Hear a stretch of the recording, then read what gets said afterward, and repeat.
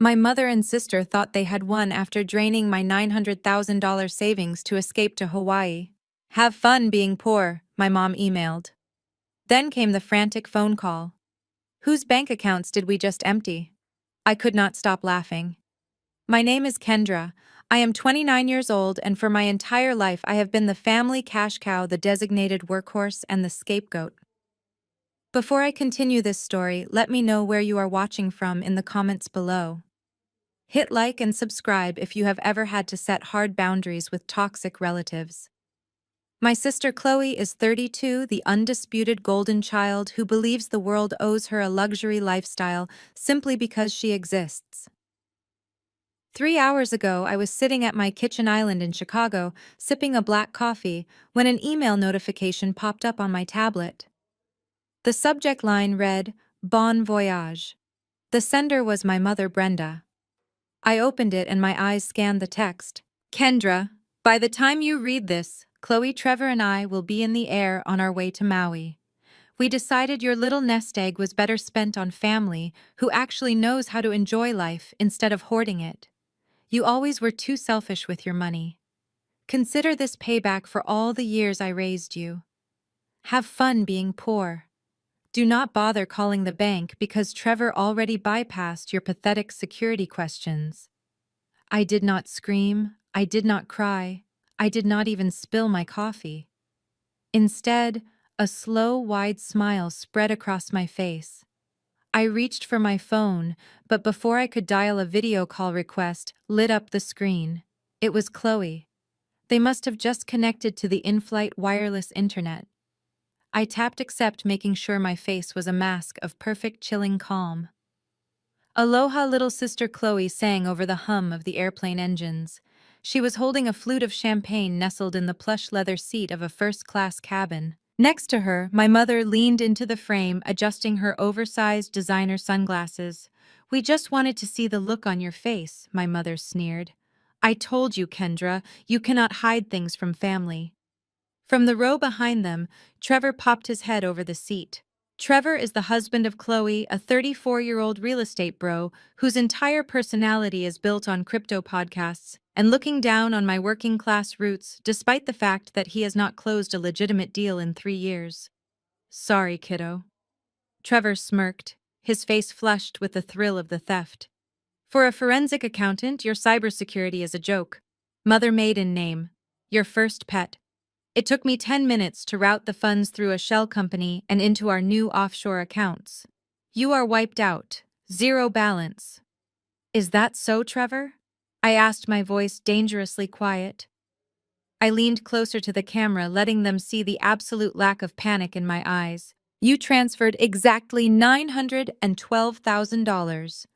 Every last dime, Chloe bragged, clinking her glass against the glass of my mother. We are going to buy a beachfront condo. You can come visit, maybe to clean it. My mother cackled, a harsh grating sound that brought back 20 years of childhood trauma. Forever, I said, ignoring my sister and locking eyes with my brother-in-law through the screen. I am going to ask you a very simple question, and I want you to think very carefully before you answer. When you logged into my home network, did you happen to notice a secondary firewall? A small red icon in the top right corner of the server pathway. The smirk of Trevor faltered for a fraction of a second. Nice try, Kendra. There was no firewall, just a direct line to your Cayman routing number. I am smarter than you. Accept it. Okay, I whispered, taking a long, slow sip of my coffee. You have exactly 5 minutes to tell the flight attendants there is a medical emergency and ground that plane. If you land in Hawaii, your life as you know it is over. Oh, shut up, Kendra. You are just bitter, my mother snapped, rolling her eyes. You always want to ruin our fun. We are going to Hawaii, and you are going to work on Monday. Goodbye. The screen went black. They had hung up. I set the phone face down on the marble counter. My heart was not racing from fear. It was racing from pure, unadulterated adrenaline. They had taken the bait. They had swallowed the hook. The silence in my apartment was deafening, but it was the most peaceful silence I had experienced in my entire life. I walked slowly into my home office, which was my absolute sanctuary. Degrees from Howard and Northwestern hung proudly on the wall, completely ignored by my mother, who only ever praised the cosmetology certificate of Chloe. My mother said higher education was a waste of time for someone who lacked the natural charm of my sister. I sat down at my heavy oak desk and woke up my dual monitor setup. My fingers flew across the mechanical keyboard with practiced precision. I did not log into a standard retail bank. I did not check a personal checking account. I opened a secure encrypted browser that required a physical security key and a biometric fingerprint scan to even load the login page. The screen turned stark black with a glowing blue seal in the center reading, Department of Justice, Federal Bureau of Investigation, Financial Crimes Division. You see, Trevor truly thought he was a tech genius. He honestly thought because he watched a few internet tutorials on masking an internet protocol address, he could outsmart a senior forensic accountant who specializes in tracking dark money for the federal government. What my family did not understand, what they refused to comprehend, because they never cared enough to ask what I actually did for a living, is that I do not just do corporate taxes. I build invisible financial traps for cartels, human traffickers, and massive shell corporations. A bright red alert was flashing in the top right corner of my Federal Command dashboard. The notification read, Unauthorized access detected, funds transferred, Destination Bank of Hawaii, routing via wire transfer. I clicked on the detailed transaction log to verify the exact numbers. There it was, plain as day. $912,000, moved directly from the fake offshore savings folder that Trevor had so proudly hacked into just hours prior. I leaned back in my leather ergonomic chair and let out a deep, genuine laugh that had been building in my chest for 20 long years. The money Trevor stole was not my hard-earned life savings. My actual savings were safely locked away in a series of untouchable municipal bonds and a quiet trust fund managed under a separate entity. The money he took was from a highly monitored federal honeypot account. It was a dummy-seized asset fund set up specifically by the Bureau to track the money laundering network of a notorious Chicago syndicate. That money belonged entirely to the United States government, and my idiotic, arrogant brother-in-law had just wired it across state lines using his own easily traceable network address, effectively committing multiple major federal felonies before he even had his breakfast. The screen beeped softly, breaking my train of thought. A secure, encrypted chat box opened on the portal. It was Agent Miller, my primary liaison at the Bureau. Kendra, we just got an automated alert. The honeypot was completely drained. Did the syndicate finally bite?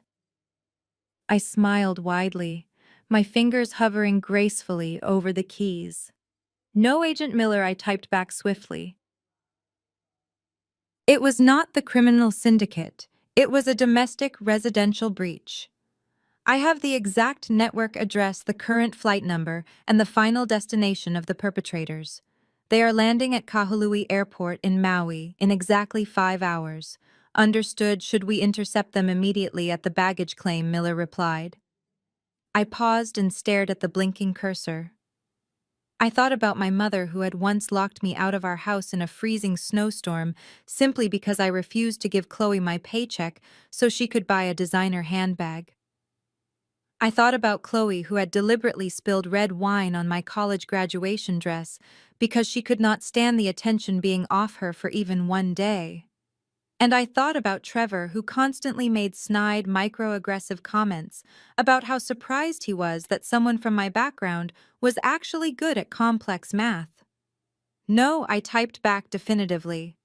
Let them land safely. Let them go to their expensive rental villa. Let them try to spend it on luxury items. The very moment they swipe a debit card linked to those routed federal funds, the banking system will lock them out entirely.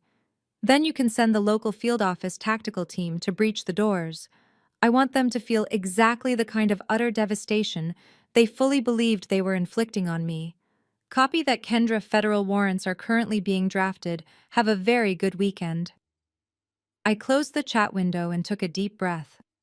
The trap was perfectly set and the countdown had officially begun now. Just 3 days prior to this morning of federal felonies, my mother hosted Sunday dinner. The house smelled intensely of baked macaroni and cheese and simmering collard greens, but the usual family chatter was absent. The atmosphere in the dining room was suffocating. Trevor was sweating profusely through his expensive designer button-down shirt. He kept checking his phone every 2 minutes, his pale face looking sick. Chloe was aggressively stabbing her fork into a piece of roasted chicken, sighing heavily and glaring at me across the table. My mother Brenda sat at the head of the table sipping wine and looking at me like a disappointment. I knew a financial ambush was coming since they only invited me when someone needed cash. I calmly cut my food and waited for the inevitable explosion. Trevor finally slammed his phone face down on the table, making the glasses rattle. He cleared his throat loudly and looked at me with a mixture of desperation and unearned arrogance. "Kendra, we need to talk about family solidarity." Trevor began, his voice shaking slightly. "My real estate investment portfolio is experiencing a liquidity crisis. The crypto market crashed and my bridge loans are being called in. If I do not come up with $900,000 by next week, the bank is going to foreclose on our house and seize the assets of my company." Chloe burst into dramatic tears on cue, burying her face in her hands. "We are going to be homeless, Kendra," she sobbed loudly, peeking through her fingers to check my reaction. "You cannot let your sister and your future nieces and nephews live on the street." I placed my fork down deliberately. I looked at Trevor and then at my sister. "Your terrible business decisions are not my responsibility," I said. "I warned you 2 years ago that taking out variable rate loans to invest in unregulated digital currency was a catastrophic idea. I drew you a chart. You told me to shut up because I was just a pencil pusher who did not understand true entrepreneurs. Now you want me to write a check for almost $1 million to cover your gambling losses. Absolutely not." The dining room erupted. My mother slammed her wine glass down, spilling red liquid onto the pristine white tablecloth. "How dare you speak to your brother-in-law like that?" Brenda yelled, her eyes flashing with pure rage. "He is trying to provide for this family. You are sitting on a mountain of money doing absolutely nothing with it. You have no husband and no children. You live in a fancy glass box downtown, hoarding your wealth while your own blood is suffering. It is selfish and it is disgusting." I stared at my mother, feeling a cold knot in my stomach. She had always weaponized my independence against me. "Mother, my money is not a community slush fund," I replied, keeping my voice dangerously low. "I worked 80-hour weeks for 7 years to build my career. I did not buy designer bags. I did not go on luxury vacations to Dubai like Chloe and Trevor did last year when they were supposed to be saving. I am not bailing them out." Trevor stood up from his chair, his face turning a blotchy shade of red. "You owe us," he shouted, pointing a trembling finger at my face. "You think you are so much better than us because you work for the government. I know you have the cash, Kendra. I saw your bank statements when I helped your mother fix her wireless router last month. You have over 900,000 sitting in offshore accounts. You are going to transfer that money to my holding company by Monday, or I swear I will make sure you are dead to this family." He was chest-heaving, leaning over the table, trying to physically intimidate me. I did not flinch. I slowly stood up, grabbing my coat from the back of the chair. "You snooped through my private financial documents on my personal network?" I asked, my tone completely flat, but carrying a lethal edge. Trevor smirked, thinking he had caught me in a corner. "Family does not have secrets," he fired back confidently. The sheer audacity of this mediocre man was astounding. I looked at my mother, who was nodding in agreement with his criminal behavior. I walked slowly toward the heavy front door without looking back once. "Do not ever contact me for money again," I said over my shoulder. "If you lose your massive house, Chloe, you can move right into the damp basement of our dear mother." That was the exact moment Trevor completely decided to take matters into his own greedy hands and legally seal his fate. As I stepped out onto the chilly concrete porch, the heavy wooden door of my childhood home was yanked open behind me. My mother and Trevor had followed me outside, unwilling to let their prime target simply walk away. The streetlights illuminated the pure desperation on their faces. "Kendra, get back inside this house right now." My mother demanded, her voice echoing down the quiet suburban street. You are acting completely hysterical over a simple request for family support. You have always been so jealous of your sister, and now you are trying to punish her because she found a good husband. I stopped at the door of my car and turned around. I let out a sharp laugh that cut through the cold evening air. Jealous, I asked, stepping back toward them. Jealous of what exactly, Mother? Am I jealous of a mountain of credit card debt? Am I jealous of a man who plays 18 holes of golf every Tuesday while his fraudulent shell company burns to the ground?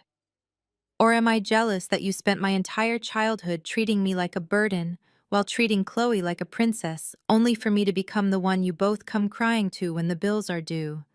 My mother gasped, clutching her chest in a dramatic display of fake victimhood. That is not true, you ungrateful brat, she cried. I gave you everything. You just always had a bad attitude. You are destroying this family with your greed. I looked right through her performative tears. No, Mother, I am setting a boundary. You are just calling it greed because you can no longer control me. Trevor stepped off the porch, invading my personal space again. He crossed his arms, trying to look physically imposing, but he just looked like a desperate man cornered by his own incompetence. Listen to me, Kendra, he said, adopting that infuriatingly patronizing tone he always used when speaking to me. You do not understand how real wealth works. You sit in a safe little government cubicle looking at spreadsheets. Real entrepreneurs like me take risks. Sometimes those risks require temporary liquidity. You are looking at this emotionally because you do not understand high-level business mechanics. I stared at him, taking in the sheer audacity of his white privilege complex. Trevor, you are a 34-year-old man who started a business with a $500,000 loan from your father, which you completely lost. I said, my voice steady and lethal. You then married my sister and convinced my mother to co-sign on your luxury vehicles. You have never built anything from the ground up in your entire life. Do not ever speak to me about how wealth works. I am a senior forensic accountant for the Federal Bureau of Investigation. I track international syndicates that move more money in 10 seconds than you will ever see in your lifetime. I understand exactly how money works. And I understand that you are running a textbook Ponzi scheme using new investor capital to pay off your old bridge loans. Trevor turned a sickly shade of white. His jaw dropped and he took a quick step backward. How did you know about the bridge loans? He stammered, his confident facade entirely crumbling. Because unlike you, I actually know how to read a financial disclosure, I replied, stepping closer to him, until he was forced to look down into my eyes. I warned you years ago that your financial structures were illegal. You laughed in my face and told me to stick to doing taxes.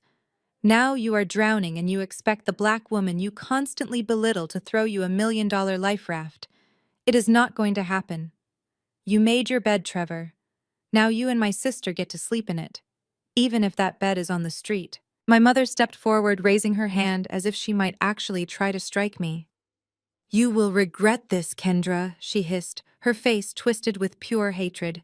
When your sister loses her home, I will make sure everyone in our family and everyone at church knows exactly what kind of heartless person you are. You will have no one. I opened my car door and slid into the driver's seat. Tell whoever you want, I said calmly, rolling down the window to deliver my final blow. But if either of you ever tries to access my personal networks again, or if you ever try to pressure me for money, I will personally audit every single business venture Trevor has ever touched. And I promise you, Trevor, if the federal government looks into your books, you will not just lose your house, you will lose your freedom. I rolled up the window, leaving them standing in the driveway. Trevor looked completely terrified, and my mother was shaking with fury. As I drove away, I knew they were not going to let this go. Trevor was too arrogant, and my mother was too desperate. They were going to try something incredibly stupid, and I was going to be completely ready for them. The morning after the disastrous Sunday dinner, the reality of his massive financial failures crashed down on Trevor. It was Monday, and he was sitting in the driver's seat of his leased luxury sport utility vehicle, sweating profusely in the freezing cold. His expensive mobile phone was vibrating endlessly in the center console cup holder. The screen flashed with incoming calls from aggressive debt collectors and angry private investors who were finally realizing his real estate fund was a complete sham. His bridge loans were officially in default. The main bank had officially sent a final legal notice of foreclosure for his massive suburban house. Everything I had warned him about was happening exactly as I predicted. Trevor felt a sickening wave of pure desperation wash over him. His entire identity was built on the illusion of being a wealthy and successful white male entrepreneur. He could not stomach the thought of losing his expensive cars and his country club membership. But more than anything, he could not stand the fact that a black woman from a working-class background was the one holding the power to save him and had flatly refused. He slammed his hands against the steering wheel and made a final decision. He started the engine and drove recklessly to the house of my mother. He found Brenda pacing around her living room, still fuming over my lack of respect the night before. Trevor immediately went to work manipulating her wounded pride. He poured her a cup of coffee and sat her down, playing the role of the devoted son-in-law. He told her that my refusal to help was not just selfish, but it was a direct insult to everything she had sacrificed to raise me. He twisted the narrative perfectly to suit his own agenda. He convinced her that I was mentally unstable and hoarding wealth just to watch the family suffer. Then he asked the most important question. He asked if she still kept the emergency spare key to my downtown apartment. My mother had demanded that key years ago, claiming she needed it in case of a medical emergency. I had given her a key to the front door, but what she did not know was that it only granted access to the outer foyer. Brenda hesitated for only a fraction of a second before her deep sense of entitlement took over. She walked to the kitchen drawer and pulled out the silver key, handing it to Trevor with a look of grim determination. She firmly told him to go get the money that rightfully belonged to their family. By Tuesday morning, I was calmly sitting at my desk inside the secure federal building in downtown Chicago. Trevor and my mother pulled into the guest parking garage of my luxury apartment building. They used the spare key to bypass the main lobby and took the service elevator up to my floor. When they opened the door and stepped inside my apartment, they were immediately struck by the quiet opulence of my home. The massive floor-to-ceiling windows offered a breathtaking sweeping view of the entire city skyline. The custom furniture and expensive original artwork lining the walls were a stark contrast to the cheap, flashy aesthetic Chloe and Trevor preferred. Seeing the undeniable physical proof of my massive financial success only fueled their bitter resentment. Trevor wasted absolutely no time standing around looking at the beautiful view. He left my mother standing in the kitchen and marched straight down the hallway toward my home office. The door was unlocked because I wanted it to be unlocked. Trevor pushed the door open and stepped into my sanctuary. He sat down heavily in my ergonomic leather chair and stared at the dual monitors resting on the heavy oak desk. His hands were visibly shaking as he reached out and moved the mouse to wake up the screens. He was sweating through his shirt again, driven by the sheer panic of his impending bankruptcy. He honestly believed that because I was his sister-in-law, I was just a basic accountant using standard retail software. His massive ego convinced him that cracking my system would be an absolute breeze. He started mumbling to himself, bragging quietly about how he was going to drain my accounts and leave me with absolutely nothing, just to teach me a harsh lesson about family loyalty. He confidently cracked his knuckles and began typing, trying to guess my passwords using the maiden name of my mother and the birth dates of family members. He was completely blind to his own ignorance. As he nervously hunched over the keyboard, frantically snooping through my digital files, he had absolutely no idea that a small high-definition security camera hidden inside the ceiling smoke detector was capturing his every single move in beautiful crystal-clear resolution. Through the lens of that hidden camera, I later watched the entire pathetic spectacle unfold. Trevor dragged his sweaty palms across his expensive designer slacks before eagerly clicking the computer mouse. He bypassed the generic moving screensaver and was immediately greeted by my main desktop view. I had intentionally left the main screen completely cluttered with boring tax spreadsheets, generic corporate policy documents, and mundane audit reports. I knew perfectly well that a man as deeply arrogant and fundamentally lazy as Trevor would never possess the patience to dig through hundreds of mundane financial documents. He needed a shiny object. He needed a massive glowing beacon to guide his greed. Right there in the dead center of the screen was a single bright yellow folder. I had specifically created and renamed it late the previous night, knowing he would eventually convince my mother to let him into the apartment. The folder was boldly titled Offshore Savings 900,000. It was the digital equivalent of placing a giant piece of cheese on an industrial mousetrap. Trevor saw the folder and his pale eyes widened so far, I thought they might actually pop out of his skull. He let out a sharp gasp of excitement and leaned his face closer to the high-resolution monitor. He aggressively double-clicked the folder. A stark white password prompt appeared on the screen, blocking his access. This was the most crucial part of my psychological trap. If I made the password an incredibly complex string of random alphanumeric characters, he would have given up and thrown a violent tantrum. But I needed him to succeed. I needed his fragile ego to feel like he was the smartest person in the room. So I deliberately set the password hint to something he could easily figure out with minimal effort. The hint simply read, "First pet plus mother maiden name." I watched the security footage as Trevor frantically pulled his phone out of his pocket and called Chloe. He whispered urgently into the receiver, asking her for the name of the childhood dog of our mother. Chloe must have answered quickly because Trevor immediately typed Buster followed by Robinson. He hit the enter key hard and the folder instantly unlocked. A massive, triumphant grin spread across his flushed face. He actually pumped his fist in the air like he had just won the state lottery. He had absolutely no idea he had just opened a direct portal to a highly monitored federal seizure account. Inside the folder was a single polished document containing routing numbers, account details, and step-by-step wire transfer instructions. I had carefully formatted the document to look exactly like a private wealth management portfolio. I even added a fake logo for a prestigious bank in the Cayman Islands, just to perfectly cater to his idiotic crypto bro fantasies. Trevor did not waste a single second trying to verify the authenticity of the documents.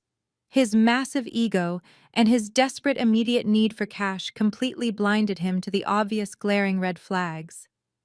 A real forensic accountant would never leave their actual life savings sitting in a clearly labeled unlocked folder right on their desktop. But Trevor only saw exactly what he desperately wanted to see. My mother slowly wandered into the home office holding a steaming cup of my expensive espresso. She looked over his shoulder and gasped loudly when she saw the account balance displayed on the screen. The hidden ceiling camera caught her exact words perfectly. She told him to take every single penny because I did not deserve to keep it after the disrespectful way I had spoken to them at dinner. Hearing my own mother enthusiastically encourage a man to steal my money was a bitter pill to swallow. It completely erased any lingering trace of guilt I might have felt.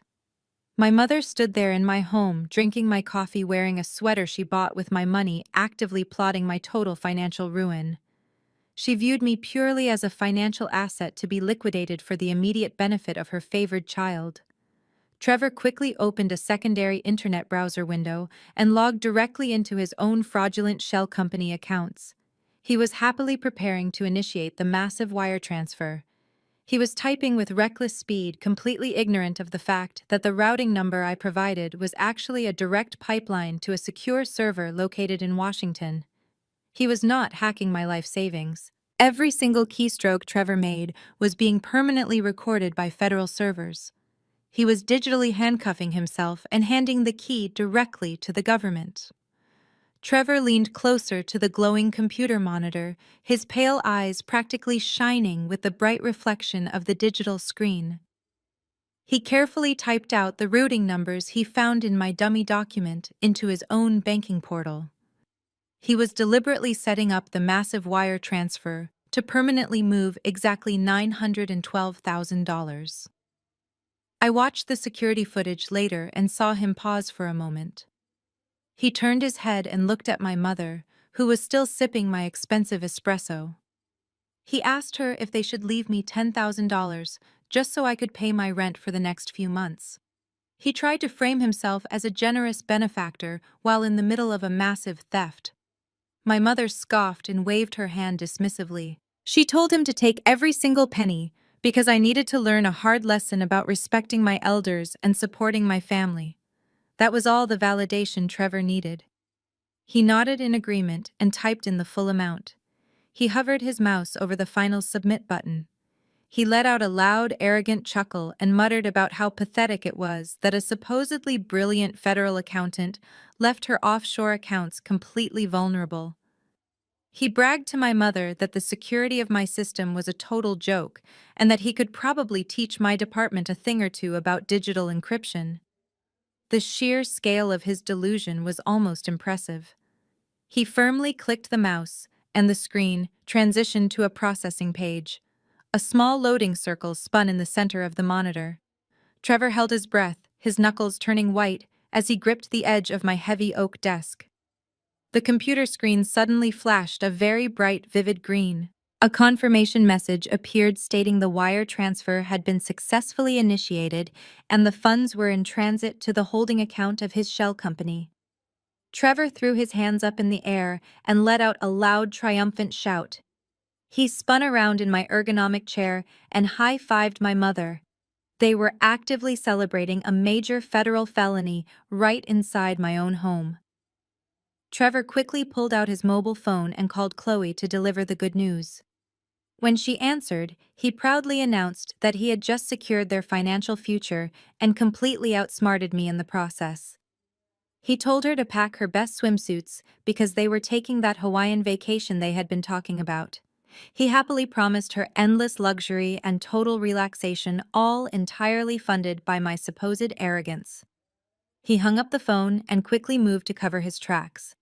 Or at least he attempted to cover his tracks in the most amateur way possible. He closed the browser windows and emptied the digital recycle bin on my desktop. He honestly believed that simply clicking delete would completely wipe his digital footprint from a high-level government-monitored server. He did not know that the federal portal had already logged his media access control address, his internet protocol address, and the exact timestamp of the transaction. He did not know Agent Miller was already reviewing the automated alert across town. Trevor stood up from the desk and smoothed down his expensive slacks. He looked around my home office one last time with a smug expression of pure superiority. He told my mother it was time to leave before I came home for my lunch break. My mother placed her empty espresso cup carelessly on my expensive wooden coffee table. She looked around my beautiful apartment and smiled a cold, vindictive smile. She said I was finally going to experience what it felt like to struggle and beg for help. They walked out of my apartment and locked the door behind them, leaving the space exactly as they found it. They walked slowly to the service elevator, totally unaware that their lives were effectively over. They thought they were walking toward a sunny beach vacation in Maui. In reality, they had just cemented their path straight into a federal penitentiary. The wire transfer was the point of no return. By moving those funds across state lines into his personal holding company, Trevor had triggered a cascading series of automated federal alarms. The money he transferred was chemically tagged digital currency meant to trap cartel members. Now that the money was sitting in his account, every single financial move he made would be tracked by the United States government. He thought he was a genius who just pulled off the perfect heist. But as I sat at my desk at the bureau watching the transaction finalize on my monitor, I knew he had just permanently ruined his own miserable life. Less than 2 hours after leaving my apartment, my family arrived at Chicago O'Hare International Airport. They rolled out of an expensive black car service that Trevor had booked using a credit card that was undoubtedly already maxed out. They walked through the sliding glass doors of the departure terminal, acting as if they owned the entire building. Chloe was wearing a brand new designer tracksuit and pushing a mountain of matching luggage. She loudly complained to the skycap about the long lines demanding immediate priority service because they were flying first class to Maui. Trevor trailed behind her, looking incredibly smug with his chest puffed out. He kept pulling out his mobile phone to refresh his banking application just to stare at the massive $912,000 balance sitting in his holding account. He was completely intoxicated by the stolen wealth, entirely unaware that federal agents were currently documenting his every refresh. My mother Brenda walked beside them, radiating an aura of total self-righteousness. She was dressed in an overly flashy outfit she had bought specifically for this trip.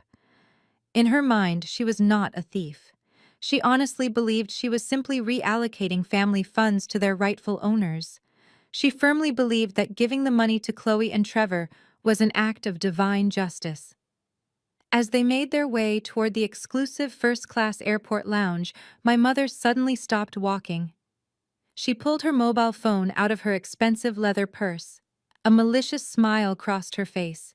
She decided that simply taking the money was not enough.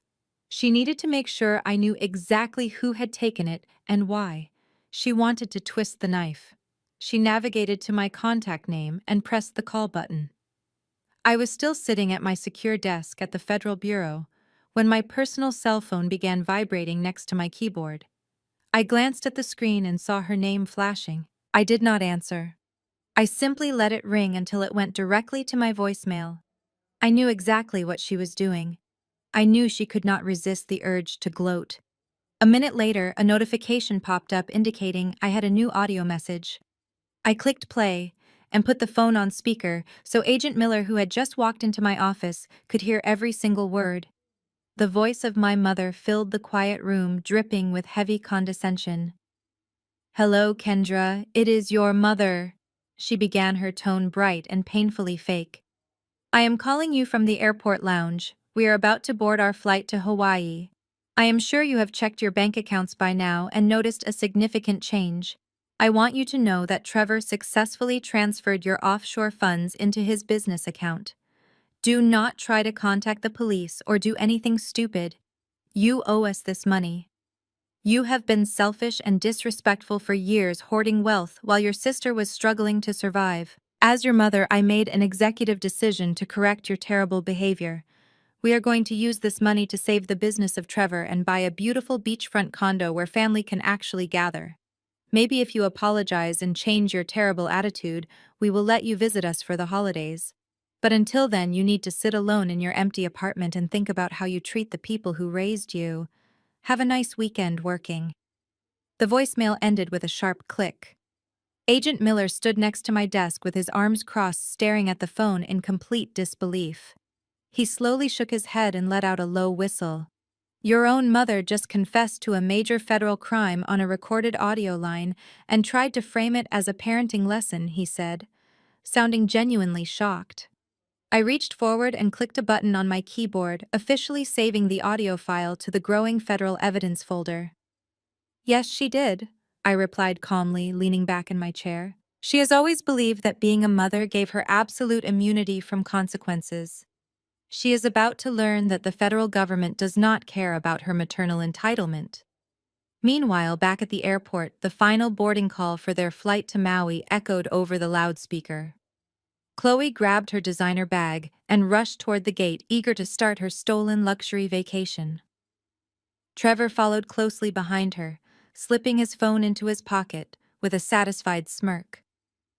My mother walked proudly down the jet bridge, convinced she had finally won the ultimate family power struggle. They settled into their spacious leather seats in the first-class cabin and ordered expensive champagne before the plane even pushed back from the gate. When the heavy cabin doors finally closed and the massive aircraft lifted off the runway, they cheered and clinked their glasses together. They were flying high above the clouds, completely oblivious to the massive legal storm that was rapidly gathering on the ground right beneath them. The flight to Hawaii was a blur of complimentary champagne and arrogant laughter for my family. When the heavy wheels of the aircraft finally touched down on the sun-baked tarmac of Kahului Airport, the reality of their tropical fantasy seemed to fully materialize. They stepped off the plane into the warm, humid air, feeling absolutely invincible. Trevor immediately took charge, strutting through the bustling terminal like a Silicon Valley billionaire who just sold a massive tech startup. He completely bypassed the standard rental car counters and walked directly up to an exclusive luxury transportation desk. With a smug smile, he slammed his debit card onto the glass counter and demanded their largest, most expensive premium sport utility vehicle. The clerk handed him the keys to a brand new imported luxury vehicle, and Trevor tipped the man a $100 bill just to show off for my mother. They loaded the mountain of matching designer luggage into the spacious trunk and drove towards the western coast of the island. The coastal highway offered breathtaking views of the sparkling blue Pacific Ocean, but my family was far too obsessed with themselves to appreciate the natural beauty. Chloe sat in the passenger seat holding her phone up high, actively recording a live video for her social media followers. She loudly bragged about their impromptu tropical getaway, claiming that Trevor had just closed a massive real estate deal that allowed them to upgrade their entire lifestyle. My mother sat in the back seat nodding enthusiastically and adjusting her expensive sunglasses, making sure her face was perfectly framed in the video. They were actively constructing a beautiful, flawless illusion of extreme wealth, using stolen federal funds as their foundation. 45 minutes later, they pulled through the massive iron gates of an incredibly lavish beachfront estate. The rental villa was a sprawling architectural masterpiece with a private infinity pool that seemed to seamlessly blend right into the ocean. The nightly rental rate was astronomical, but Trevor did not care. He had $912,000 burning a massive hole in his newly created offshore account. They dragged their heavy bags inside and immediately began claiming the best bedrooms. Chloe and Trevor took the primary suite with the massive oceanfront balcony, while my mother settled into a luxurious guest suite that was twice the size of my entire Chicago apartment. For the next few hours, they lived exactly the way they had always believed they truly deserved to live. They drank expensive imported wine on the patio and loudly mocked my boring corporate lifestyle. My mother laughed and said I was probably sitting at my desk eating a sad packed lunch while they were breathing fresh ocean air. Trevor leaned back in his plush lounge chair, completely intoxicated by his own perceived brilliance. He decided that simply sitting by a private pool was not enough to properly celebrate the greatest financial victory of his life. He wanted to do something completely unforgettable. He wanted to make a massive purchase that would permanently cement his status as a wealthy entrepreneur. Trevor pulled out his phone and began scrolling through elite concierge services on the island. He proudly announced to my mother and sister that he was going to rent a massive private yacht for the entire weekend. Not just a standard fishing boat, but a fully staffed luxury vessel complete with a private chef and a full bar. Chloe shrieked with pure delight and ran over to kiss him, praising his generosity. My mother beamed with absolute pride, telling Trevor he was the son she always wished she had. Trevor found a premium yacht charter company located at a nearby exclusive marina. He dialed the number and put the phone on speaker so the women could hear him negotiate. When the broker answered, Trevor immediately demanded their most expensive vessel. The broker politely informed him that their top-tier luxury yacht required a massive upfront deposit of $100,000 to secure the reservation for the weekend. Trevor did not even blink. He laughed loudly into the phone and told the broker that money was absolutely no object for a man of his incredible means. He told the broker to prepare the paperwork and chill the best champagne they had on board because he was heading down to the marina right now to sign the contract and swipe his card. He hung up the phone and grinned at his adoring audience. He boldly promised them an absolutely unforgettable evening filled with fine dining, dancing, and endless drinks under the beautiful starry tropical sky. The illusion of their massive wealth had reached its absolute peak.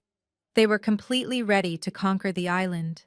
They had no idea the federal trap was already snapping shut. The morning sun cast a golden glow over the expensive infinity pool as my family woke up to their first full day of stolen luxury. Trevor was already awake, lounging on the massive leather sofa in the living room, reviewing his banking application for the 50th time. Seeing that massive $912,000 balance gave him an adrenaline rush unlike anything he had ever experienced. He felt like an absolute king. Chloe strolled into the living room wearing a silk robe she had found in the primary suite wardrobe. She poured herself a glass of fresh tropical juice and kissed Trevor on the cheek, asking him what the grand plan was for the day. Trevor proudly reached into his designer wallet and pulled out his shiny metal debit card. He handed it to his wife with a massive, arrogant grin. He told her to take her mother down to the luxury shopping district in Wailea and buy whatever their hearts desired. He said he needed a few hours alone at the villa to handle some high-level business phone calls and finalize the massive yacht rental for that evening. Chloe squealed with delight and snatched the card from his hand. An hour later, Chloe and my mother Brenda were walking arm in arm down the pristine sidewalks of the most exclusive outdoor shopping mall on the island. They bypassed the standard tourist shops and marched directly toward the high-end designer boutiques.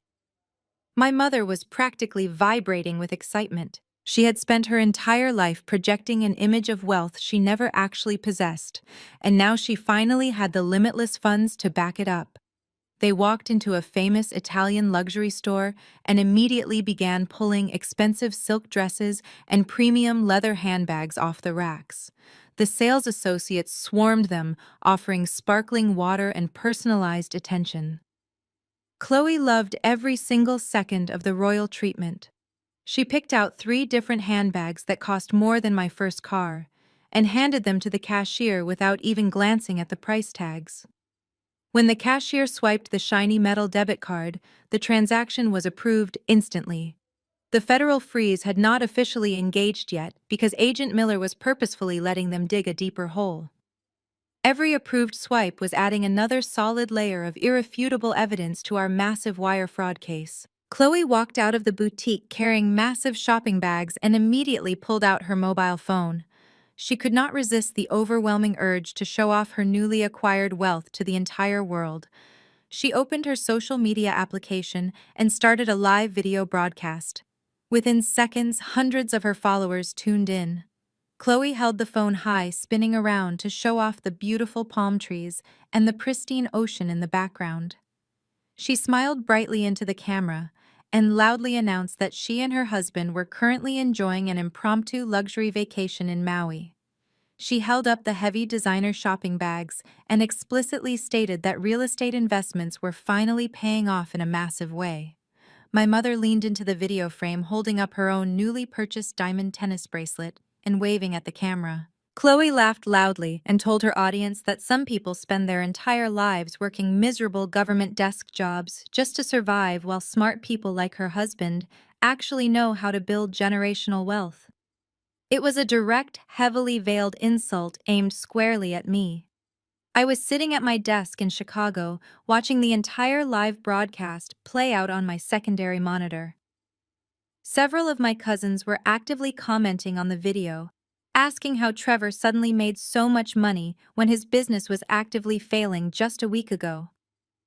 Chloe expertly ignored those questions and instead focused on the compliments from strangers. She told her followers that she was about to head over to the marina because her amazing husband had just rented a massive private yacht for the entire weekend. She promised to go live again later that evening so everyone could see the private chef and the premium open bar. She ended the broadcast by blowing a kiss to the camera and telling her haters to stay broke. She slipped the phone back into her purse and smiled at my mother. They grabbed their expensive bags and walked confidently toward the valet stand to retrieve their luxury rental vehicle. They were heading straight to the marina to meet Trevor and finalize the yacht paperwork. They felt completely untouchable. They had absolutely no idea that the federal banking system had just quietly triggered a massive security lock on the account of Trevor, permanently freezing every single penny of the stolen money. Trevor strolled into the air-conditioned office of the elite marina, feeling like a conquering emperor. The office was decorated with rich mahogany paneling and models of massive luxury vessels. He walked directly up to the polished reception desk, where a sharply dressed charter broker was waiting with a thick stack of paperwork. Trevor leaned casually against the counter, tapping his fingers to a rhythm only he could hear. He loudly demanded to know if the staff had already loaded the premium champagne and the fresh seafood platter onto the vessel. The broker maintained a polite professional smile and assured him that the private chef was currently preparing everything exactly to his demanding specifications. Trevor nodded in approval, acting as though he was deeply accustomed to this level of extreme luxury. He launched into a completely unprompted story about his massive real estate portfolio in Chicago, trying to impress a man who routinely dealt with actual billionaires. The broker politely nodded along while sliding the heavy leather binder across the polished counter. He handed Trevor a gold-plated pen and pointed out the highlighted signature lines. He explained that the total cost for the weekend charter, including the crew premium fuel and catering, would be $120,000. A mandatory security deposit of $100,000 was required immediately to release the vessel from the dock. Trevor did not even bother to read the contract. He grabbed the gold pen and signed his name with a massive flamboyant flourish. He reached into his pocket and pulled out his shiny metal debit card, flipping it onto the counter with a loud, satisfying clack. He told the broker to run the card for the full amount and keep $1,000 as a personal tip for being so accommodating. The broker picked up the metal card and inserted it into the secure payment terminal. Trevor turned around to admire a framed photograph of a massive superyacht hanging on the wall, already imagining himself posing on the bow for his next social media profile picture. A sharp electronic beep broke the quiet atmosphere of the elegant office. The broker looked down at the terminal screen and frowned slightly. He discreetly tapped the screen a few times and tried the transaction again. Another sharp negative beep echoed through the room. The polite smile on the face of the broker tightened just a fraction of an inch. He looked up at Trevor and apologetically explained that the transaction had been declined by the issuing bank. Trevor let out a loud, dramatic sigh and rolled his eyes, acting incredibly annoyed. He confidently explained that his bank was probably just being overly cautious because he was traveling out of state and making a massive purchase.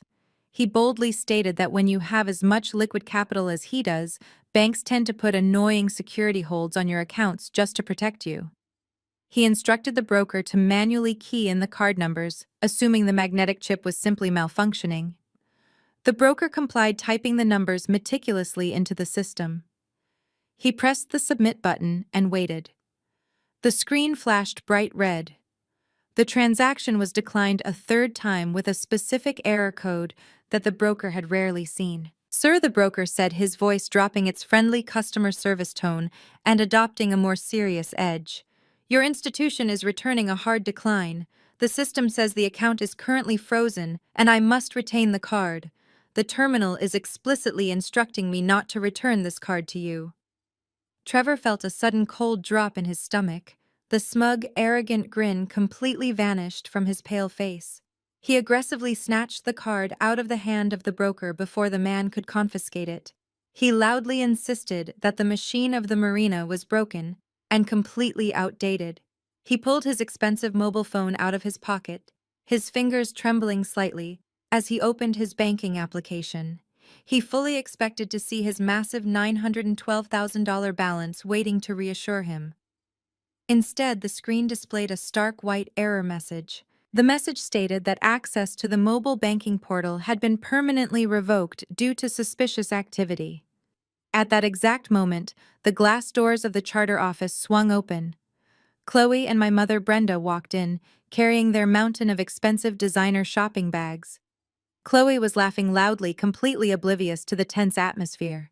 She called out to Trevor, asking if their beautiful private yacht was finally ready for boarding. Trevor stood frozen at the reception desk, clutching his useless phone and his deactivated metal card.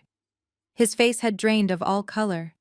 The massive, heavy illusion of his incredible wealth was beginning to crack, and he had absolutely no idea how to stop the imminent collapse. The massive, heavy illusion of his incredible wealth was beginning to crack, and he had absolutely no idea how to stop the imminent collapse. Chloe dropped her expensive shopping bags onto the polished wooden floor of the marina office with a loud thud. She wrapped her arms around the stiff shoulders of Trevor and asked if the champagne was already on ice.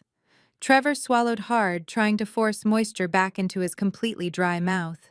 He let out a nervous, shaky laugh and told Chloe there was just a tiny administrative glitch with his primary debit card. He confidently assured her that his bank was simply being overly protective because of their sudden travel to Hawaii. My mother Brenda stepped forward, adjusting her new diamond bracelet and clicking her tongue in annoyance. She told the broker he should be embarrassed for causing such a massive inconvenience to a wealthy client. The broker simply stood there with a stone-cold expression, holding the confiscated metal debit card tightly in his hand. Trevor desperately reached into his expensive leather wallet, his fingers fumbling in pure panic. He pulled out a secondary platinum credit card linked to his failing real estate business. He practically threw it onto the counter, demanding the broker run it immediately so they could board their yacht. The broker swiped the platinum card through the terminal. The machine beeped instantly. It was another hard decline. Trevor felt the blood drain completely from his face. He quickly pulled out a third card. This one was a joint checking account he shared with Chloe. He shoved it toward the broker, his voice cracking as he ordered the man to try one more time. The broker let out a deep sigh of extreme frustration, but complied with the aggressive demand. He inserted the third card into the chip reader. The machine processed for 2 agonizing seconds before emitting the loudest, most final beep yet. The screen of the terminal flashed a bright warning color that reflected off the polished mahogany counter. The broker stared at the small digital screen for a long moment before looking back up at Trevor. "Sir, I do not know what kind of game you are playing here," the broker said, his voice tight with professional anger. "But my terminal is no longer just declining your payment methods. The system has officially locked me out of processing any transaction under your name. The exact error code displayed here states that your accounts have been permanently frozen by federal order for reasons of national security." Chloe gasped loudly, taking a sudden step back from the counter. My mother Brenda grabbed the arm of my sister, looking wildly between Trevor and the angry yacht broker. "National security," my mother demanded, her voice rising in pitch. "What on earth are you talking about? My son-in-law is a brilliant real estate investor. He just transferred nearly $1 million this morning." The broker crossed his arms over his chest and glared at them. "I do not care if he transferred $1 billion, the broker replied coldly. "According to my secure payment gateway, his financial identity has been flagged by the federal government. I am legally obligated to keep this first metal card, and I strongly suggest you leave my office before I call Marina Security to escort you off the premises." Trevor was breathing heavily, his chest heaving under his designer shirt. His arrogant facade had completely evaporated, leaving behind nothing but raw, terrifying panic. He grabbed his mobile phone and frantically dialed the elite customer service number on the back of his remaining useless cards. He put the phone on speaker so everyone could hear that this was just a massive misunderstanding. The phone rang once before an automated voice picked up. The robotic voice clearly stated that the account profile was currently under active federal investigation and all services had been permanently suspended. The automated system then immediately disconnected the call without offering any option to speak to a human representative. The silence in the Marina office was absolutely deafening. Chloe stared at Trevor, her eyes wide with mounting horror. She demanded to know what he had done to their money. Trevor could not speak. He could only stare blankly at his dead phone. The yacht broker pointed firmly toward the glass exit doors, telling them their luxury charter was officially canceled and demanding they leave immediately.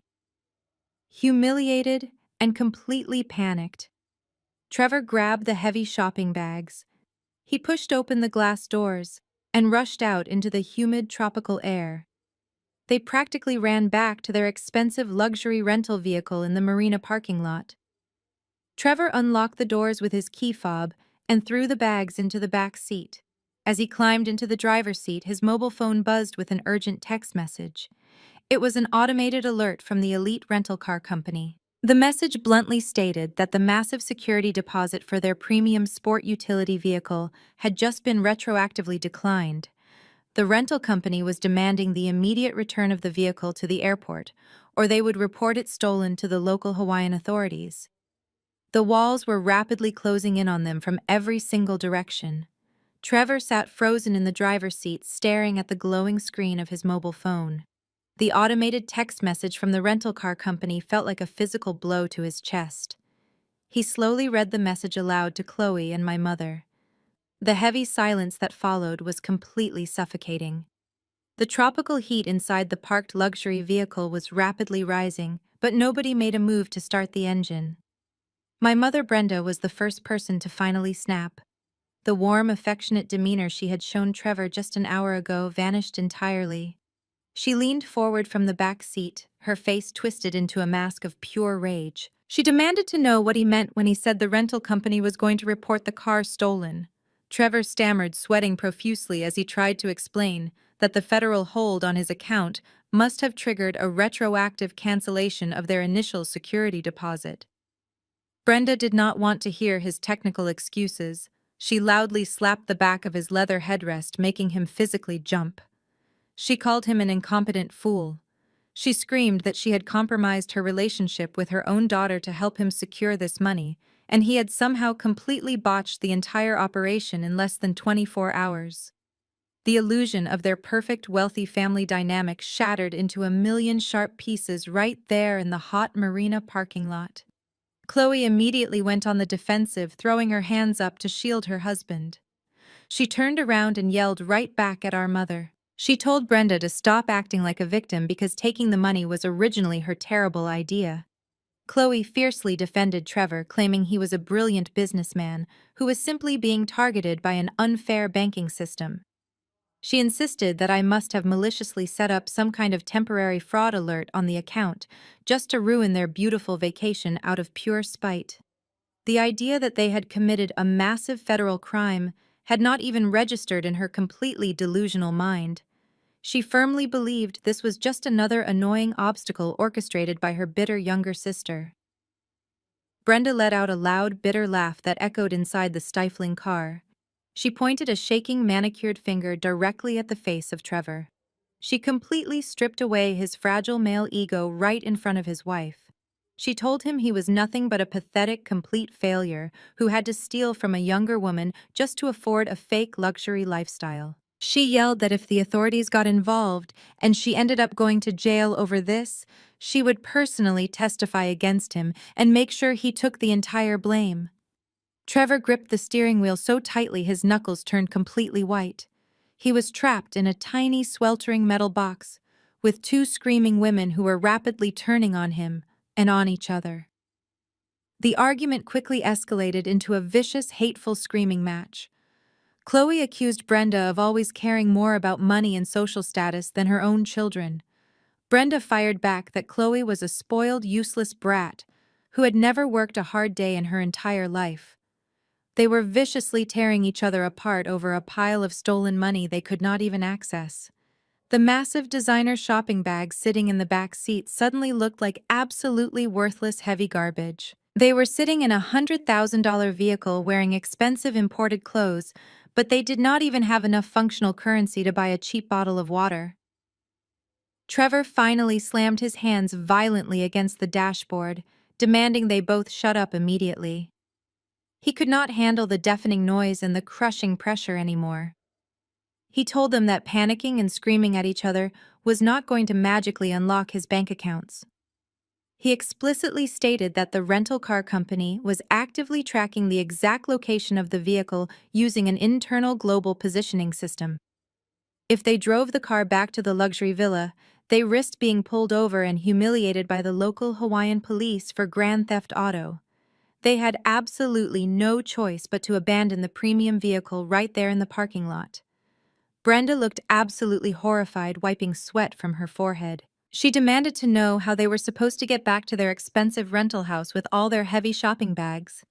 Trevor quietly admitted he did not have a single working credit card to pay for a taxi or a private rideshare service. They were completely stranded in paradise. The stark reality of their disastrous situation finally crashed down on all of them. Trevor realized there was only one person on the entire planet who could supposedly authorize the release of the frozen funds. He took a deep breath and opened his phone contacts. He told his wife and my mother that he was going to call me and aggressively force me to fix this massive mistake. Trevor practically punched the glass screen of his mobile phone as he aggressively dialed my personal number. He was sitting in the driver's seat of the stolen luxury rental vehicle, sweating heavily in the oppressive tropical Hawaiian heat. His heart was hammering against his ribs like a terrified trapped bird. The expensive air conditioning was completely turned off because he was too terrified to start the engine and trigger the global positioning system tracker. He put the phone on speaker mode so Chloe and my mother could hear him establish dominance. He desperately needed to prove to them that he was still the powerful man in charge. He needed to prove that he could easily intimidate me into submission, just like he always did at our toxic family dinners. I was sitting comfortably in my ergonomic leather chair at the Federal Bureau in downtown Chicago. The air conditioning in my office was perfectly cool and completely silent. My secondary computer monitor was displaying the live tracking data of their exact geographic coordinates in the marina parking lot. When my personal cell phone began to vibrate on my heavy oak desk, I did not answer it immediately. I let it ring 4 times to let his mounting anxiety completely boil over. Then I reached over and tapped a specific secure key on my computer keyboard to initiate an official federal audio recording. Only after the digital recording light turned a solid bright red did I finally pick up the phone. "Hello, Trevor." I answered, my voice completely flat and entirely devoid of any emotion. "Do not give me that terrible attitude," Kendra Trevor immediately shouted into the receiver. His voice was shaking violently with a pathetic mixture of intense rage and absolute terror. "You need to call your ridiculous offshore bank right this exact second and tell them to lift the fraud alert on my holding company accounts. You think you are so incredibly smart pulling a petty stunt like this, but you are just ruining a beautiful family vacation.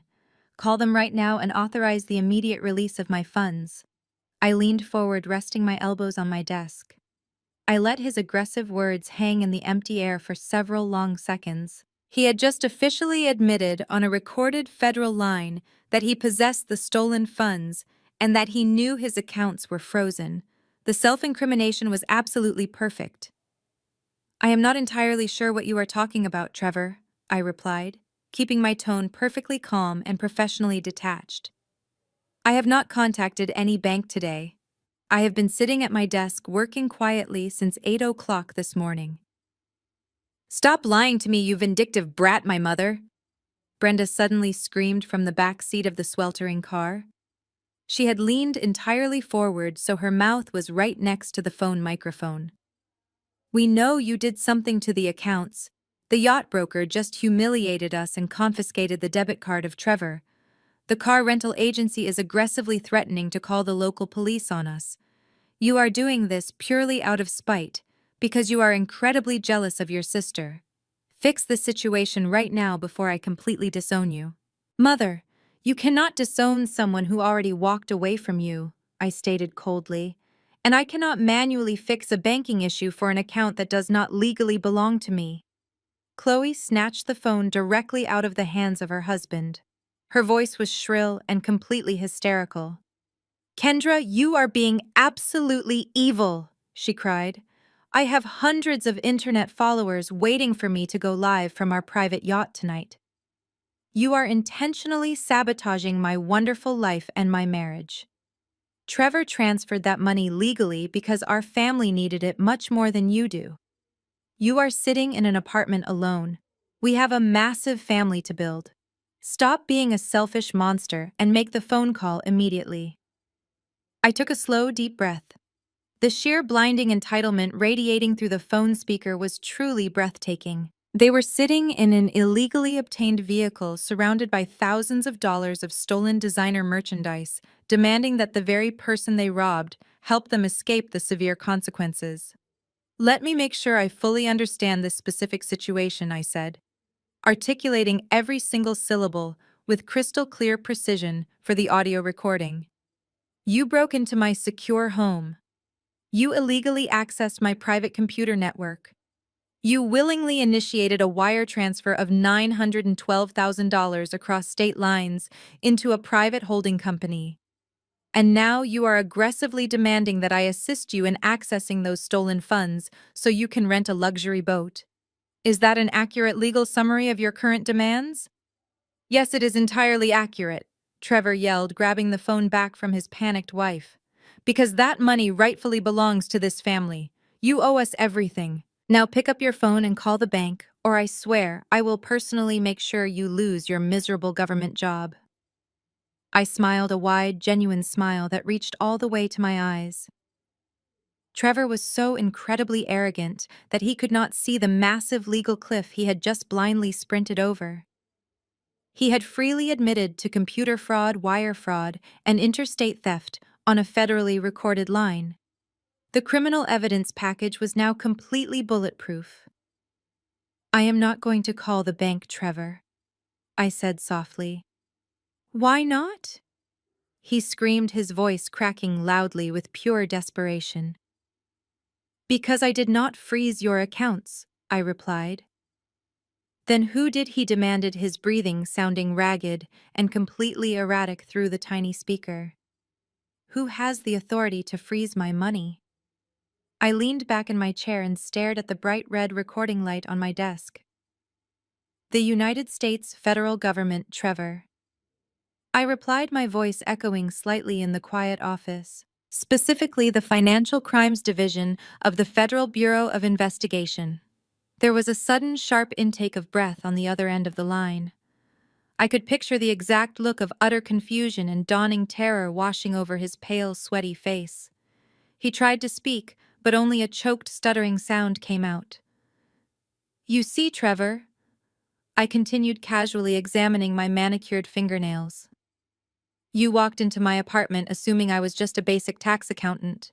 You genuinely believed that because I am your younger sister-in-law, I must be incredibly careless with my personal cybersecurity.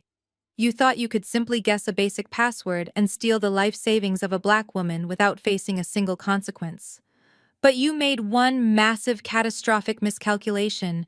I did not leave my actual life savings in an unprotected folder sitting in the middle of my desktop. Where is your money, then? Chloe shrieked, her voice entirely panicked. If we did not take your money, then what did we just transfer? My actual money is completely safe, I stated, letting the heavy silence stretch out for a few seconds. My personal wealth is diversified across multiple heavily encrypted trust funds and municipal bonds that you could never even begin to access. I have been watching you through a high-definition hidden security camera since the exact moment you and Mother walked through my front door. I watched you sit in my ergonomic chair. I watched Mother drink my expensive espresso. And I watched you voluntarily initiate a massive wire transfer of exactly $912,000. But if that was not your money, Kendra, my mother asked, her voice trembling so violently she sounded like a completely terrified old woman. Whose account did you let Trevor drain? I smiled at the recording device. That bright yellow folder on my desktop was a designated federal honeypot Trevor. I explicitly set it up to monitor a highly dangerous money laundering network operated by a massive Chicago crime syndicate. That account was fully funded by the federal government using chemically tagged digital asset currency. It was an active criminal bait account.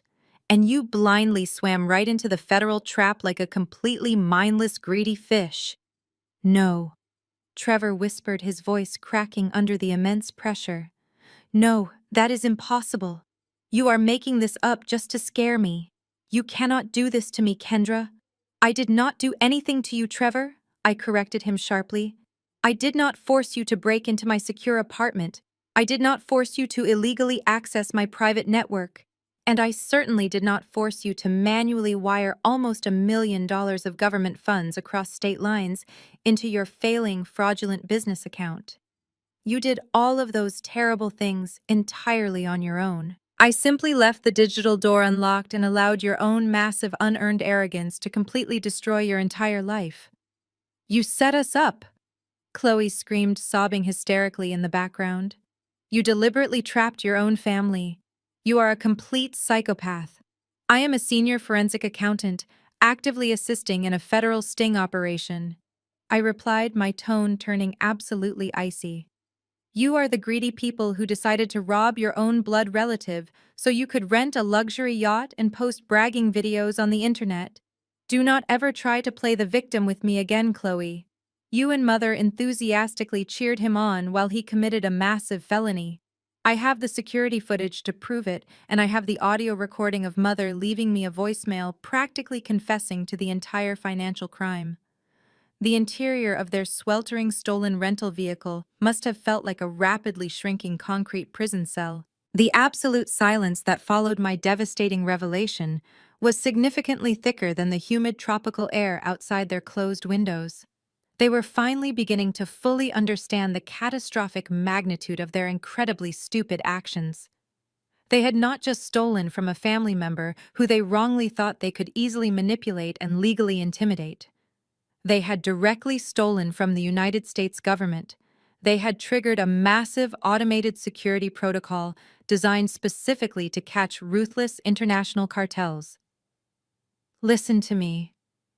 Kendra Trevor desperately begged, his arrogant tone completely vanishing and instantly replaced by the pathetic whining of a completely broken man. We can easily fix this. I can call the bank and firmly tell them it was a massive mistake. I can reverse the wire transfer right now.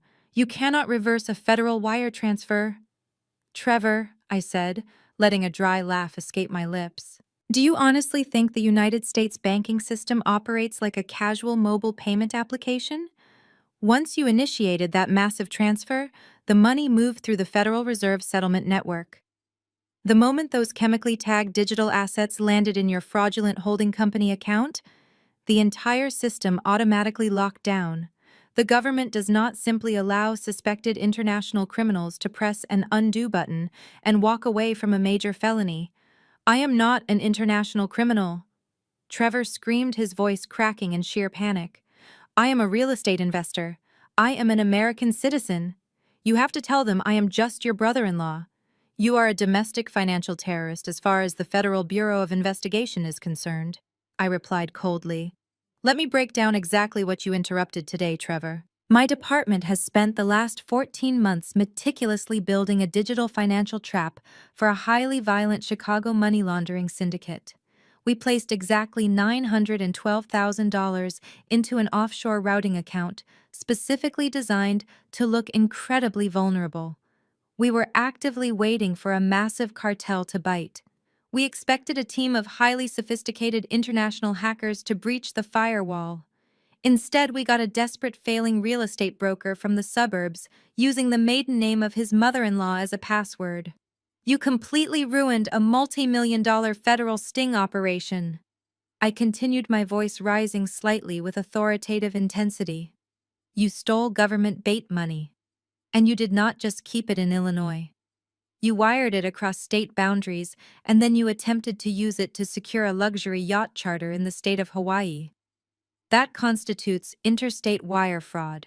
It constitutes severe computer fraud. And because you moved stolen funds into a business account to hide the origin, it constitutes first-degree money laundering. This is pure entrapment, Trevor yelled desperately, grasping at legal terms he clearly did not understand. You left the folder on your desktop on purpose.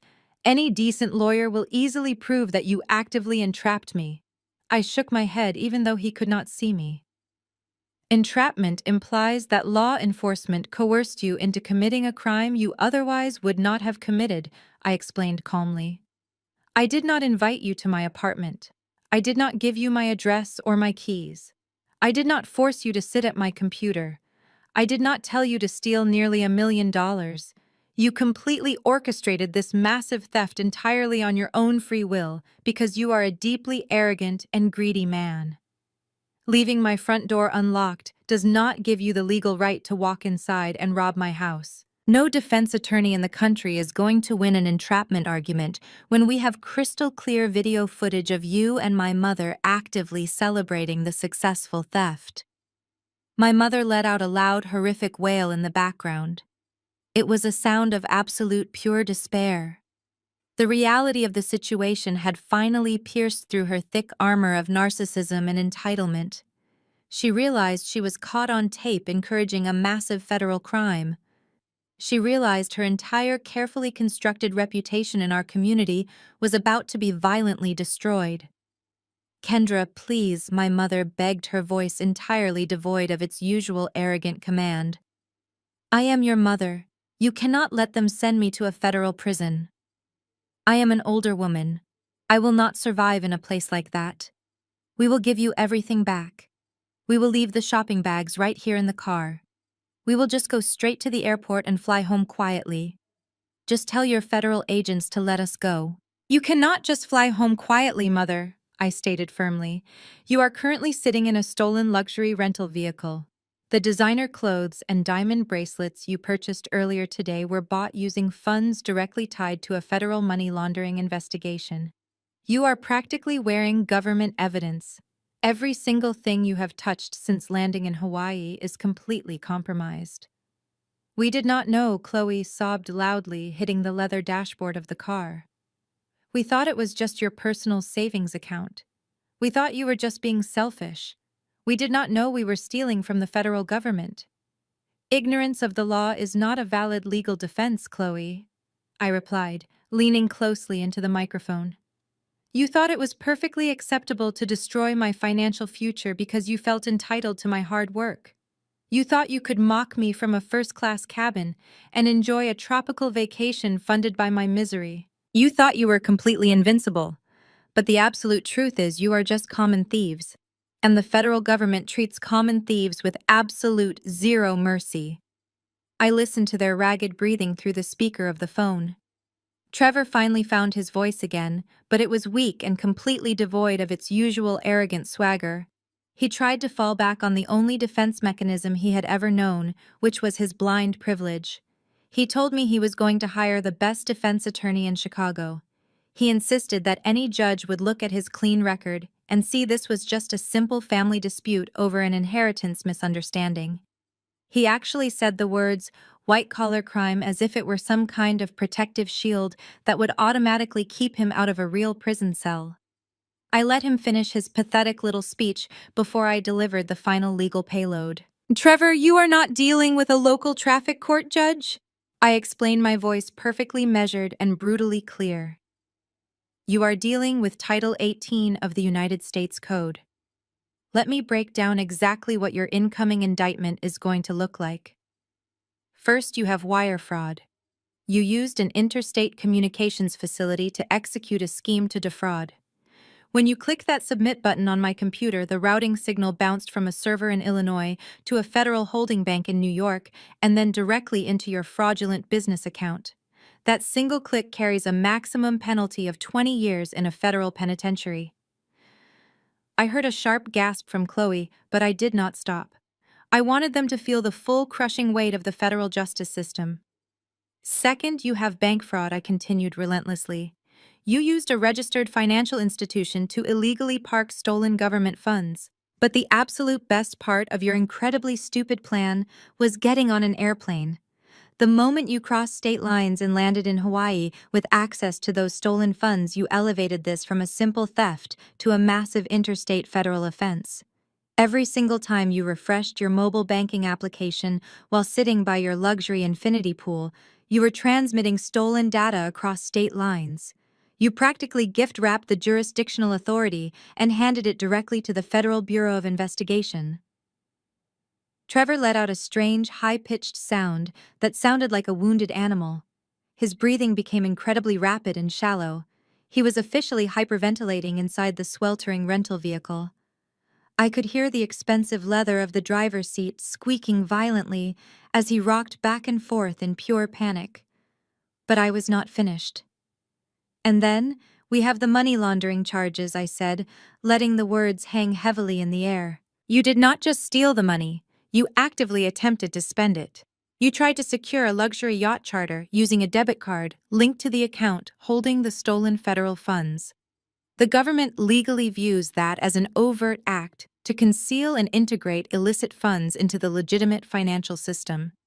And because those specific funds were chemically tagged digital assets belonging to an active cartel sting operation, the prosecuting attorney is going to argue that you intentionally interfered with a major national security investigation. Trevor dropped the phone. I heard it clatter against the hard plastic console of the car. The speakerphone was still active, but his voice sounded distant and completely hollow. He kept muttering over and over that he was going to be locked up forever. He finally realized that his country club membership and his expensive designer clothes were not going to save him. The federal justice system boasts a conviction rate of over 95%. And unlike state prison, there is absolutely no early parole in the federal system. If the judge hands him 10 years, he is going to serve every single day of those 10 years. My mother began to cry loudly again, but this time she was not crying for Trevor. She was crying for herself. Kendra. She pleaded, her voice cracking with raw terror. What about Chloe and me? We did not push the buttons on the computer. We just went shopping. We are innocent bystanders. I scoffed loudly at her incredibly selfish delusion. You are not a bystander, Mother, I corrected her sharply. You supplied the key to my apartment. You provided the password hint. You stood directly behind him and actively encouraged him to drain the account. The federal prosecutor is going to charge both you and Chloe with conspiracy to commit wire fraud.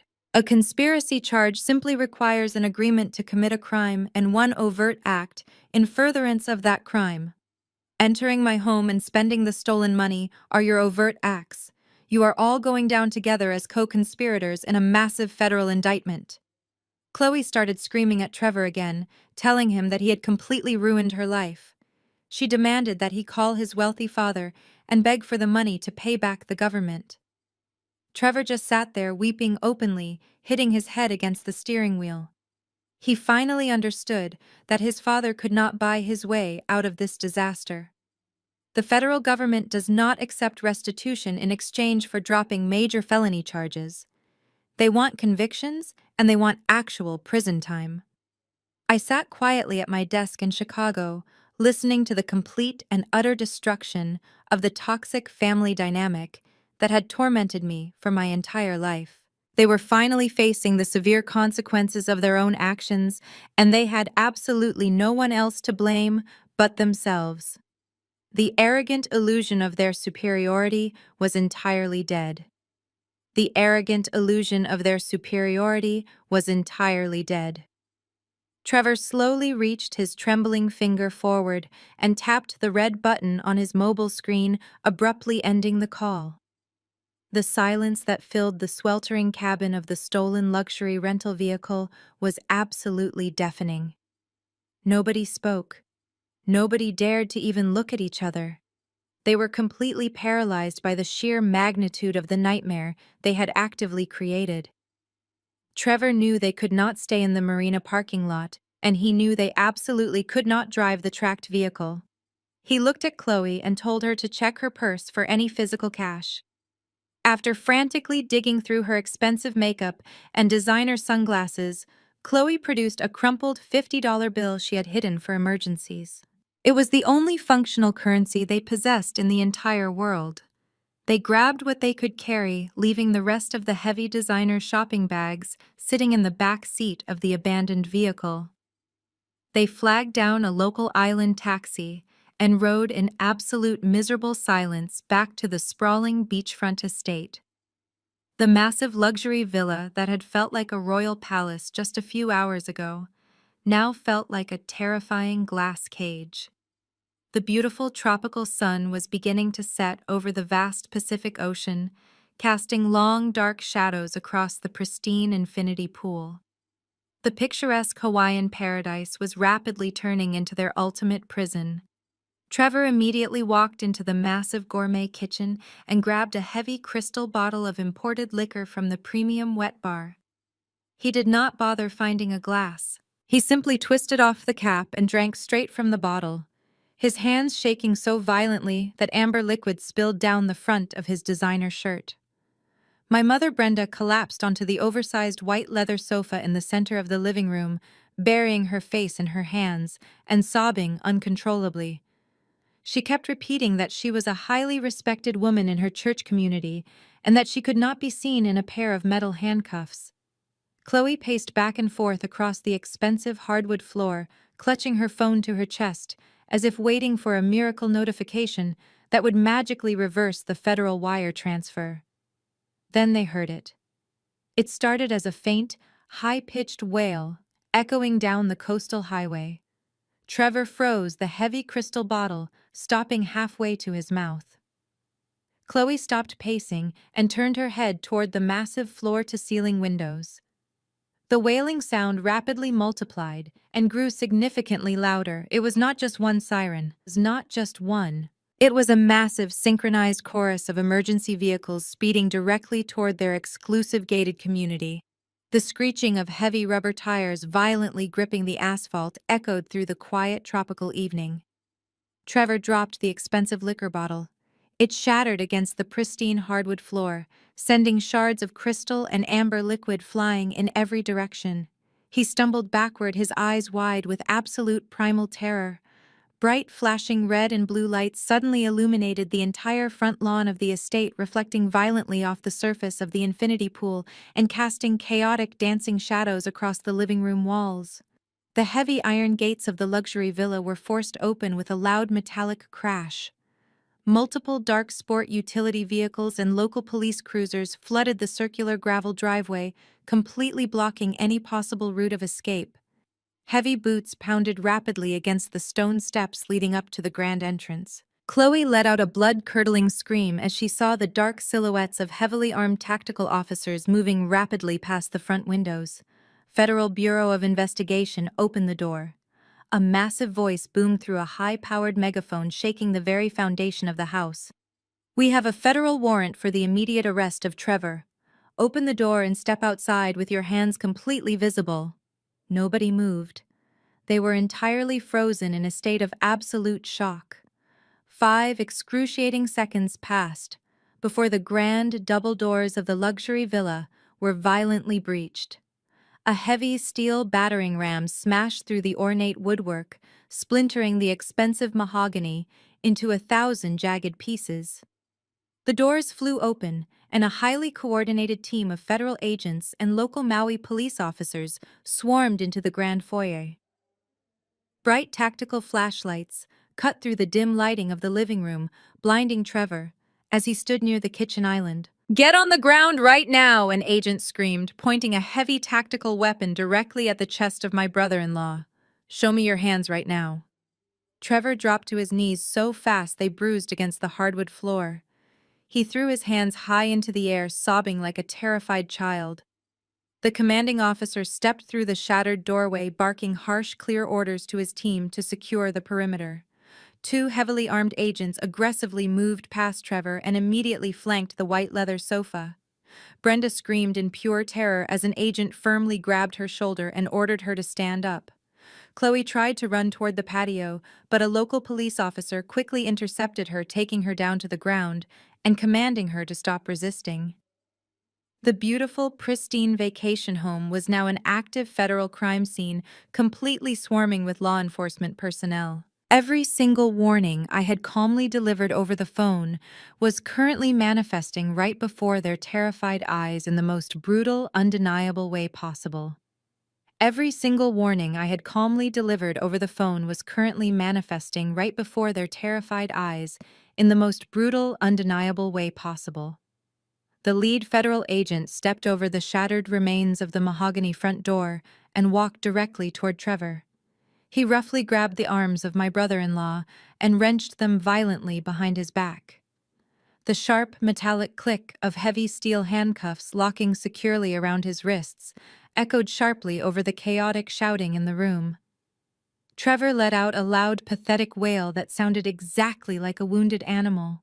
The agent forcibly hauled him up from the hardwood floor, pushing his face roughly against the cool marble surface of the kitchen island to conduct a thorough physical search. The arrogant white real estate entrepreneur, who had spent his entire adult life looking down on my family and mocking my career, was now weeping openly with snot and tears freely running down his pale, flushed face.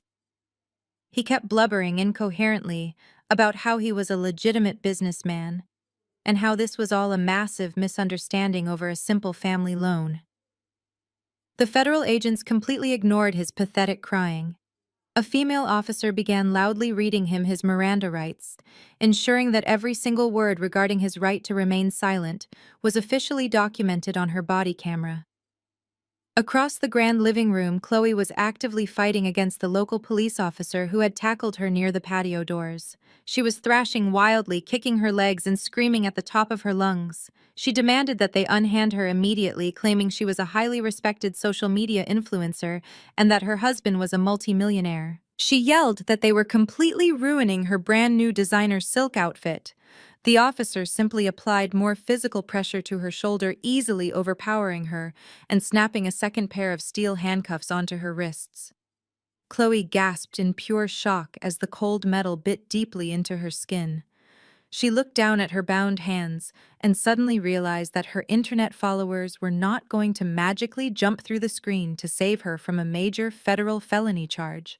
Her perfectly curated fake luxury lifestyle had instantly dissolved into a terrifying criminal nightmare. My mother, Brenda, was still sitting on the oversized white leather sofa, completely paralyzed by sheer terror. An older, stern-looking federal agent approached her holding a thick black clipboard. He firmly ordered her to stand up and place her hands behind her back. Brenda began to hyperventilate, shaking her head violently from side to side. She looked up at the towering agent with wide, terrified eyes and desperately tried to use her age and social standing as a protective shield. She pleaded with the officer, telling him she was an upstanding, active member of her community church back in Chicago, and that she had absolutely no idea where the money actually came from. When the agent reached down to grab her arm, Brenda completely lost whatever small shred of dignity she had left. She fell to her knees, begging the man to stop. She frantically ordered him to pull out his phone and call her daughter Kendra immediately. She screamed my name over and over again, insisting that I worked directly for the government and that I could easily clear up this ridiculous, massive misunderstanding. She promised the agent that if he just let her call me, I would completely explain that she was just an innocent mother caught in the crossfire. The stern federal agent paused for a brief second and looked down at her with an expression of absolute, utter disgust. He calmly informed her that they were already in direct communication with the senior forensic accountant in Chicago. He explicitly told her that I was the exact federal employee who provided them with the digital tracking data, the audio recordings, and the physical location of the stolen rental vehicle. The agent stated clearly that I was not going to save her because I was the primary witness actively assisting the federal prosecution against her. The color completely drained from the face of my mother. Her mouth fell open, but absolutely no sound came out. The absolute crushing realization that I had legally orchestrated their capture finally sank deep into her bones. She was not going to be able to gaslight her way out of a severe federal indictment. The agents hauled her to her feet and secured the heavy handcuffs around her wrists right next to her brand new expensive diamond tennis bracelet. The tactical team then marched all three of them out of the beautifully ruined luxury villa. The bright flashing lights of the police cruisers illuminated the tropical night as they were paraded down the front stone steps. Wealthy neighbors from the surrounding exclusive estates had stepped out onto their manicured lawns to actively watch the massive commotion. My family was violently shoved into the back of separate dark transport vehicles, completely humiliated and entirely stripped of their freedom. My family was violently shoved into the back of separate dark transport vehicles, completely humiliated and entirely stripped of their freedom. I sat quietly at my heavy oak desk in my secure federal office for a few more minutes, just staring at the blank computer screen. The digital tracking beacon on the map was no longer moving around the beautiful island of Maui. It was completely stationary at the local federal holding facility. I securely logged out of the government portal, removed my encrypted physical security key, and packed my laptop into my leather briefcase. The active sting operation was officially over, and my incredibly stressful work week was finally done. I walked out of the massive federal building and caught a private car service back to my luxury penthouse apartment. When I stepped inside my home, the absolute silence greeted me like an old familiar friend. There was no toxic screaming here. There was no toxic gaslighting. There was just the quiet humming of my expensive air conditioning and the beautiful sweeping view of the Chicago skyline completely illuminated against the dark night sky. I poured myself a generous glass of expensive red wine and walked over to my massive living room television. I bypassed the standard cable channels and opened a streaming application specifically searching for local news affiliates broadcasting live from the Hawaiian Islands. I wanted to see the final resulting masterpiece of my meticulously laid trap. I found a major Honolulu news station that was currently running a massive breaking news segment. The bold red graphic at the bottom of the screen read Federal Raid at Exclusive Maui Estate. I took a slow sip of my wine and sat back on my plush velvet sofa. A sharply dressed field reporter was standing right outside the heavy iron gates of the luxury rental villa. The dark tropical night behind her was completely lit up by the frantic flashing red and blue lights of over a dozen emergency vehicles. The reporter looked directly into the camera and announced that a highly coordinated task force of Federal Bureau of Investigation agents and local tactical police had just apprehended 3 mainland suspects involved in a massive interstate wire fraud and money laundering conspiracy. Then the news station cut away to the raw footage captured by a local freelance videographer. It was the most beautiful thing I had ever seen in my entire life. The camera perfectly zoomed in on the shattered mahogany front doors of the sprawling villa. Trevor was the very first person to be dragged out by the heavily armed agents. His expensive designer shirt was completely torn and stained with spilled liquor.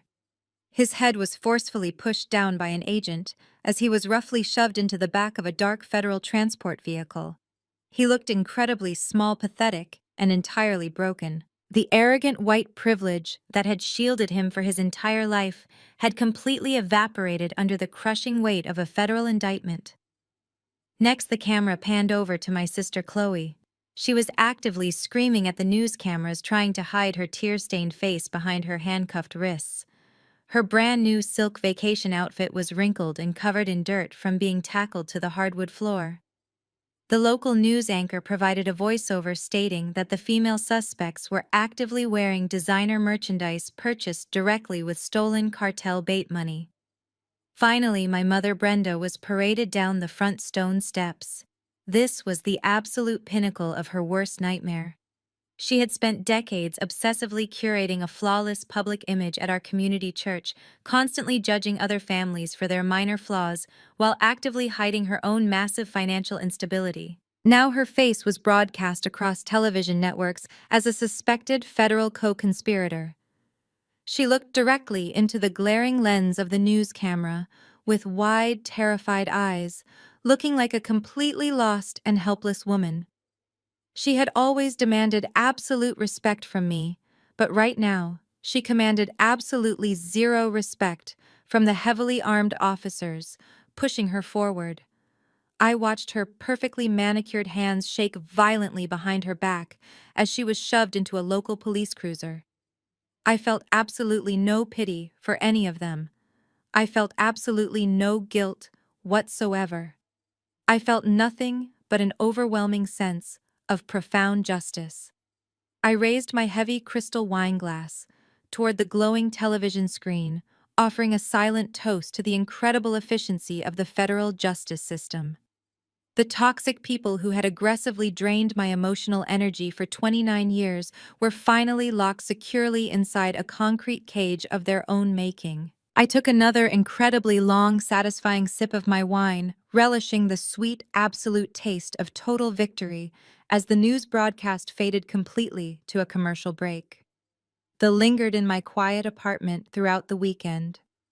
I slept better that night than I had in my entire life, waking up on Saturday morning feeling completely refreshed and entirely unburdened. The heavy, suffocating weight of my toxic family was finally lifted off my shoulders forever. I spent my morning drinking premium coffee and reading a novel completely undisturbed by the usual frantic text messages demanding my time or my money. It was not until late Sunday afternoon that the inevitable desperate attempt at contact finally occurred. My personal cell phone began to ring loudly across the kitchen island. I glanced at the bright screen and saw an unfamiliar out-of-state number with a Hawaiian area code. I knew exactly who it was and where they were calling from. I pressed the accept button and put the phone on speaker. An automated robotic voice announced that I was receiving a collect call from an inmate at the Honolulu Federal Detention Center. The automated system asked if I would accept the charges. I calmly said yes, pressing the corresponding number on my keypad. The line clicked, and the chaotic background noise of a busy holding facility filled my quiet kitchen. Kendra. Oh, thank God you answered, my mother. Brenda sobbed hysterically into the receiver. Her voice sounded incredibly weak and completely shattered.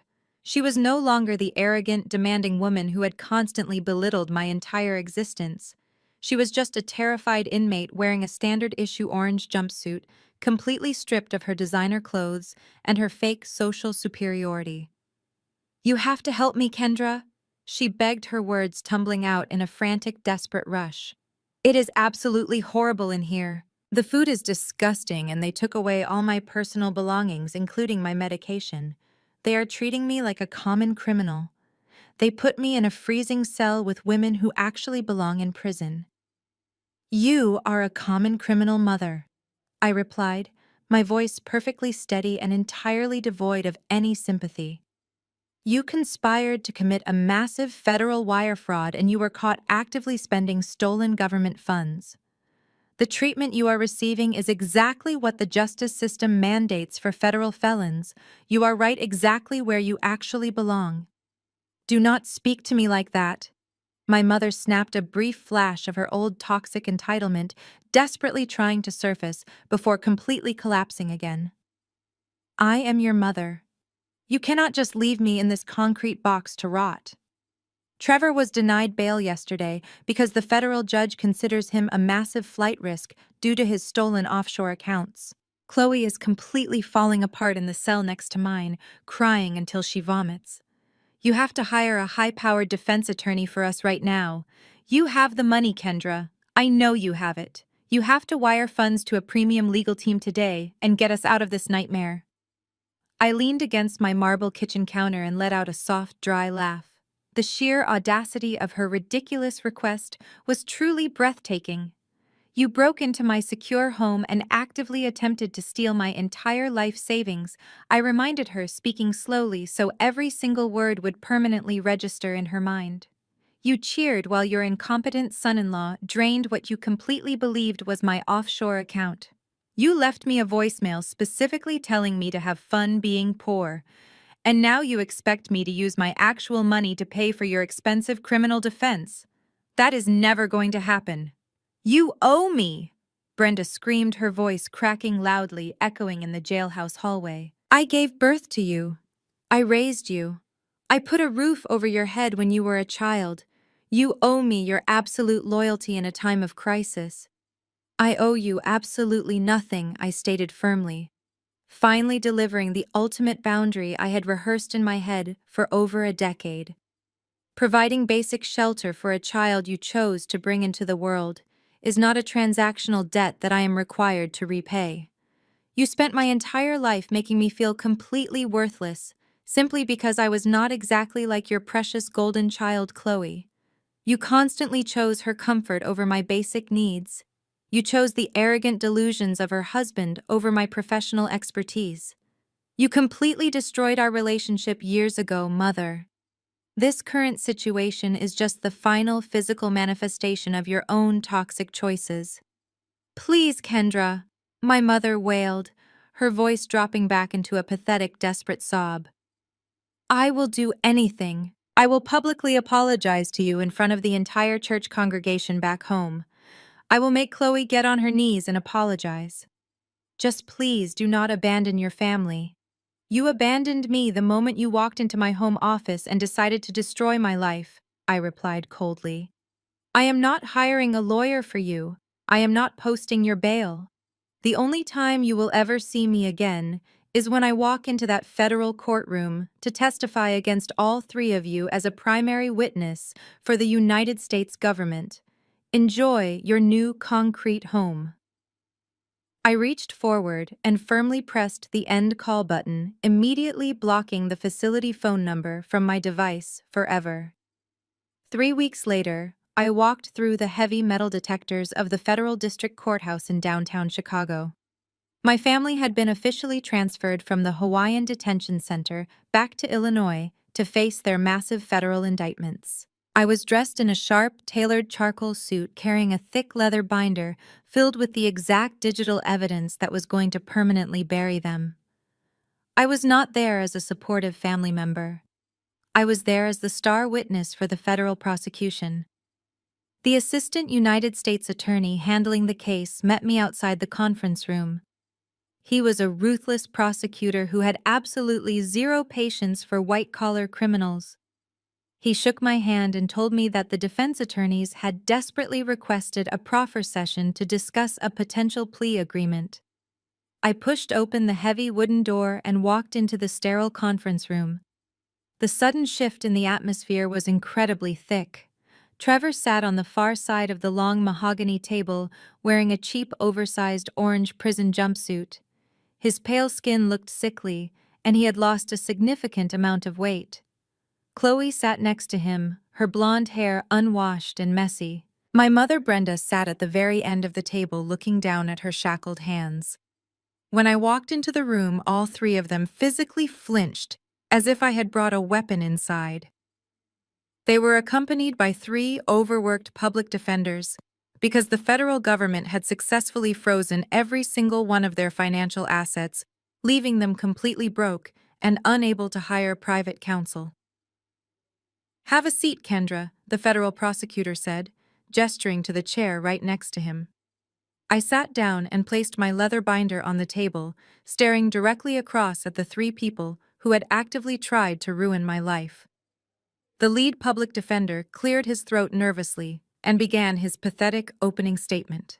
He talked about how this was all a tragic family misunderstanding and how his clients were deeply remorseful for their incredibly poor judgment. He asked the prosecutor to consider dropping the massive money laundering and federal wire fraud charges in exchange for a simple guilty plea to a lesser misdemeanor charge of unauthorized computer access. He claimed no actual financial harm had been done. The federal prosecutor literally laughed out loud.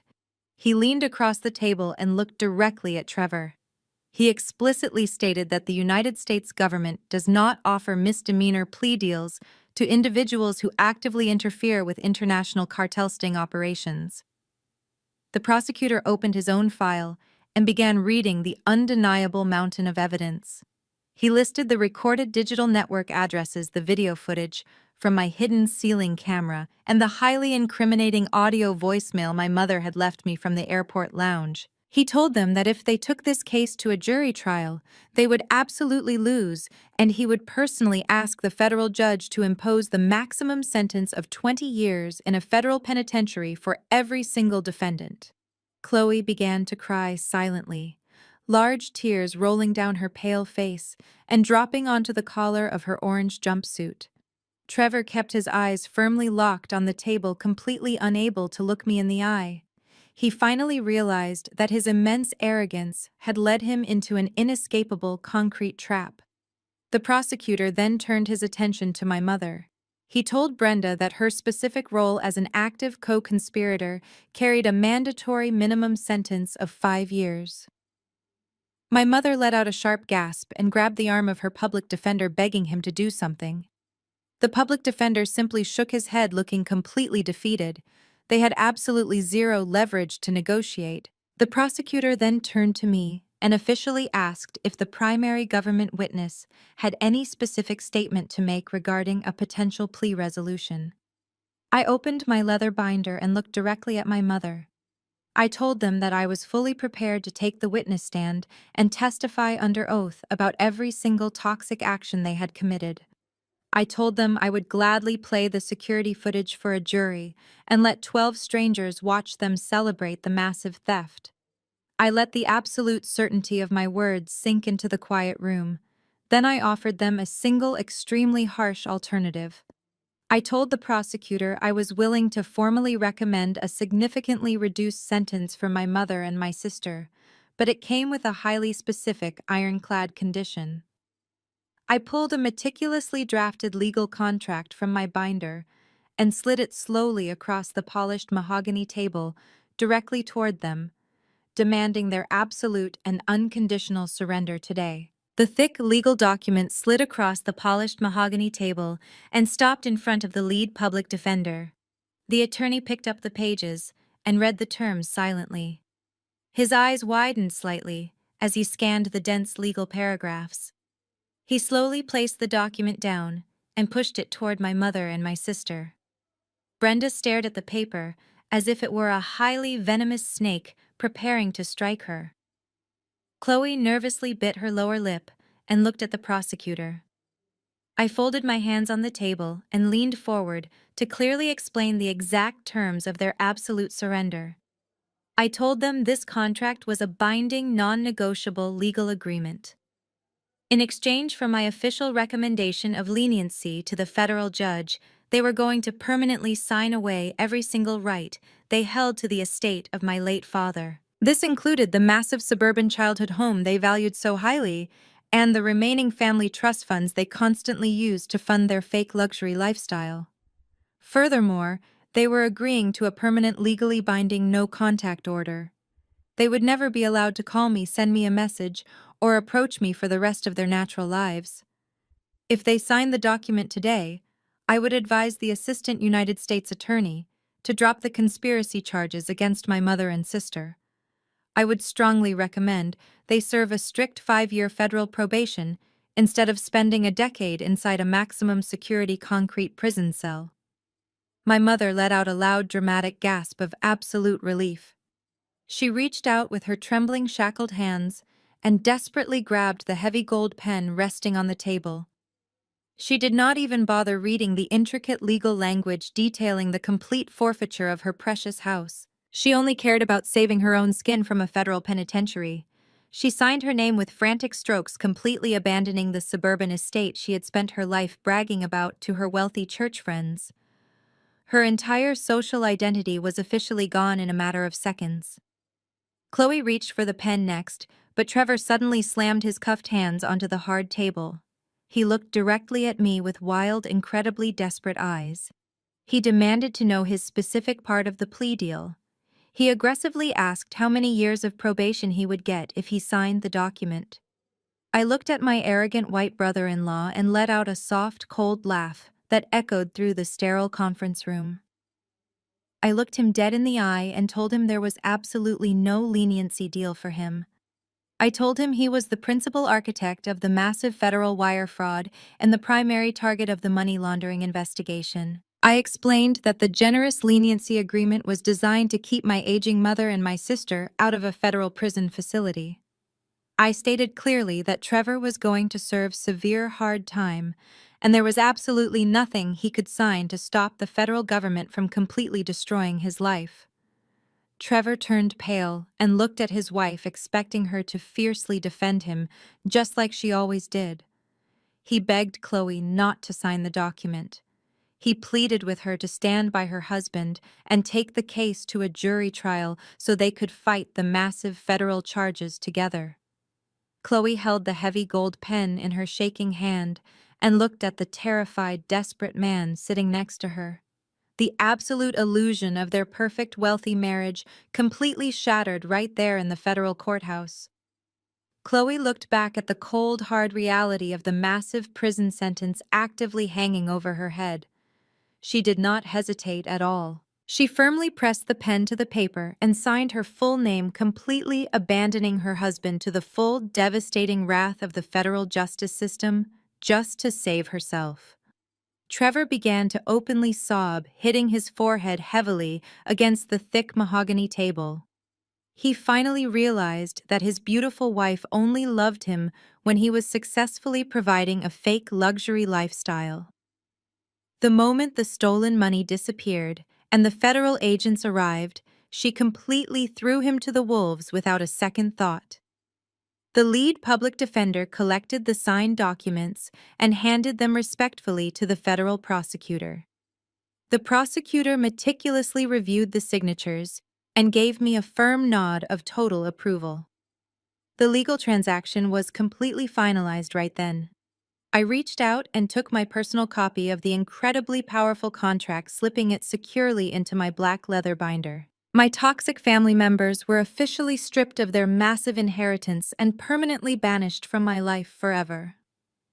2 months after that disastrous meeting in the sterile conference room, I sat quietly in the back row of a massive federal courtroom. The heavy wooden doors were closed, and the room was packed with federal prosecutors and court reporters. Trevor was standing before the judge wearing his standard orange jumpsuit, looking absolutely nothing like the arrogant real estate entrepreneur he always pretended to be.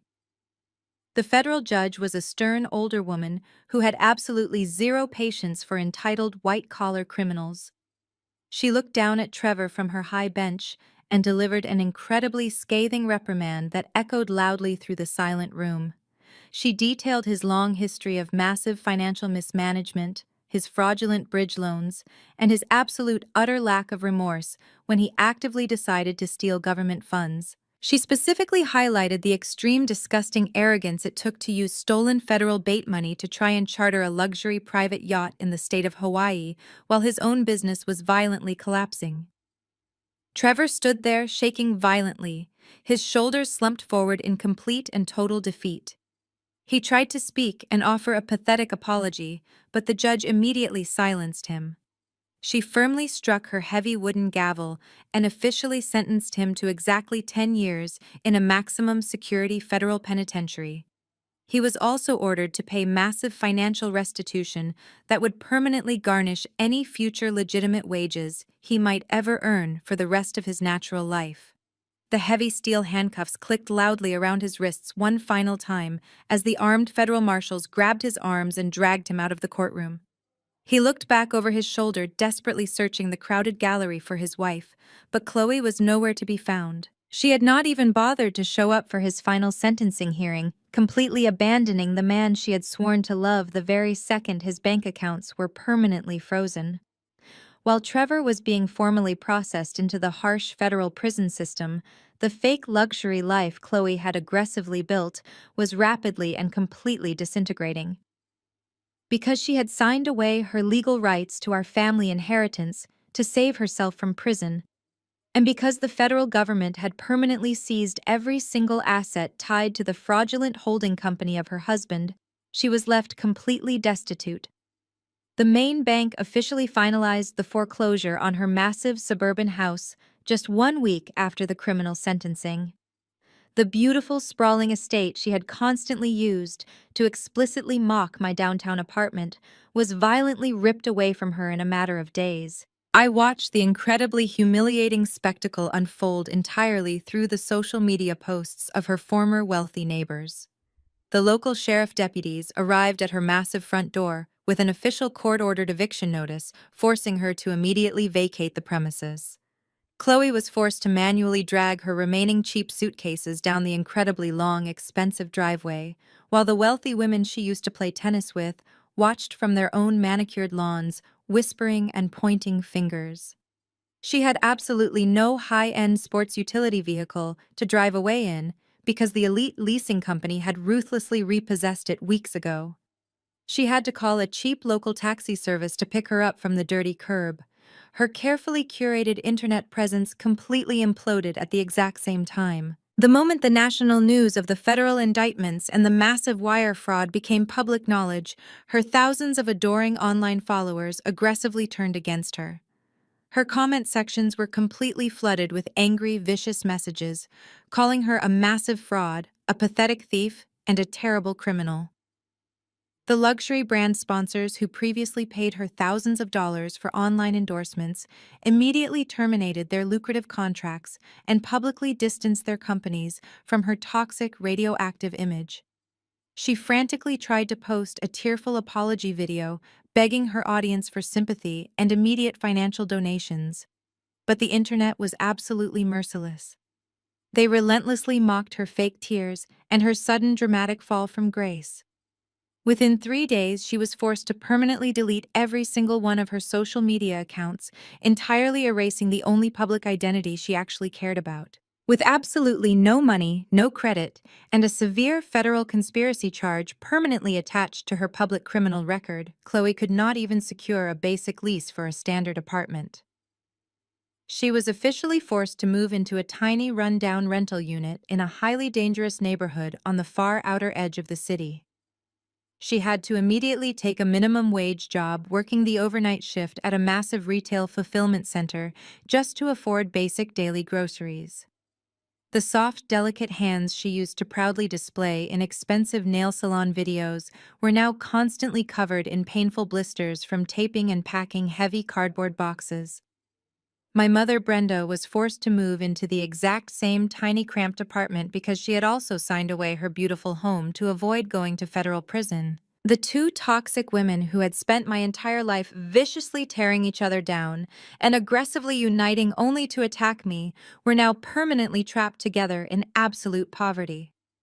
They were forced to stare at each other every single day in a tiny, filthy living room, constantly blaming one another for the massive, catastrophic destruction of their fake, perfect lives.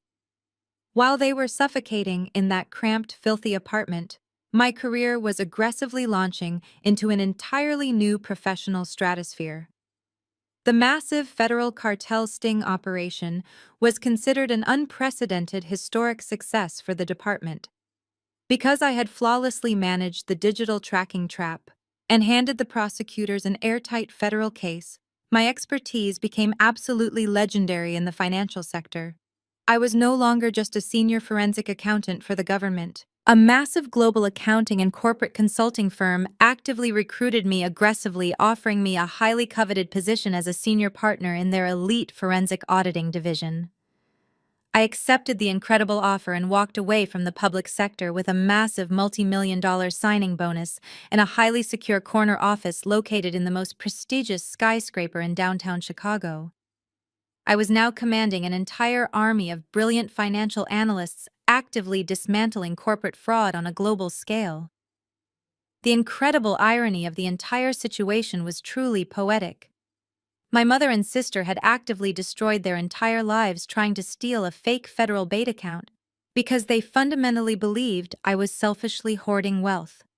But the incredible truth was that my actual legitimate investment portfolio had quietly tripled during the exact same year they completely lost everything. I did not need to flaunt my money on live internet broadcasts or lease expensive cars I could not actually afford just to impress complete strangers. I used my substantial new executive income to purchase a breathtaking ultra-luxury penthouse suite completely in cash. It was located on the very top floor of a highly secure residential building overlooking the beautiful deep blue water of Lake Michigan. I had a private biometric elevator, a dedicated personal concierge, and an impenetrable fortress of real generational wealth that nobody in my toxic family could ever touch. The legally binding no-contact contract I forced them to sign in the federal courthouse was without a doubt the greatest investment I ever made in my entire life. For the very first time in 29 years, my personal phone did not constantly ring with manufactured toxic emergencies. There were no more suffocating, agonizing Sunday dinners filled with passive-aggressive insults about my appearance or my career choices. There were no more manipulative, screaming demands for emergency cash to cover the gross, staggering incompetence of an arrogant man. If Chloe or my mother even attempted to dial my phone number or send a written letter, they would immediately violate the strict terms of their federal probation and be sent directly to a maximum security prison. The United States government was actively enforcing my personal boundaries for me. I was entirely free from their suffocating emotional gravity, and the profound absolute silence of my daily life was incredibly intoxicating. During the winter holidays, when I usually would have been trapped in the miserable suburban house of my mother listening to Trevor brag about his fake business, I instead flew private to the Swiss Alps. I skied on pristine private mountains and drank expensive hot cocoa by massive stone fireplaces, completely unbothered by the chaotic, miserable reality they were actively living. They were entirely erased from my existence. On the exact one-year anniversary of the disastrous Hawaiian federal raid, I walked into the massive gourmet kitchen of my new Chicago penthouse. The sun was slowly setting over the glittering city skyline, casting a beautiful, warm golden light across my custom-imported marble countertops. I reached into my premium climate-controlled wine cellar and pulled out a rare vintage bottle of imported French champagne. It was a specific bottle that cost significantly more than the cheap, flashy designer handbags Chloe used to aggressively flaunt in my face.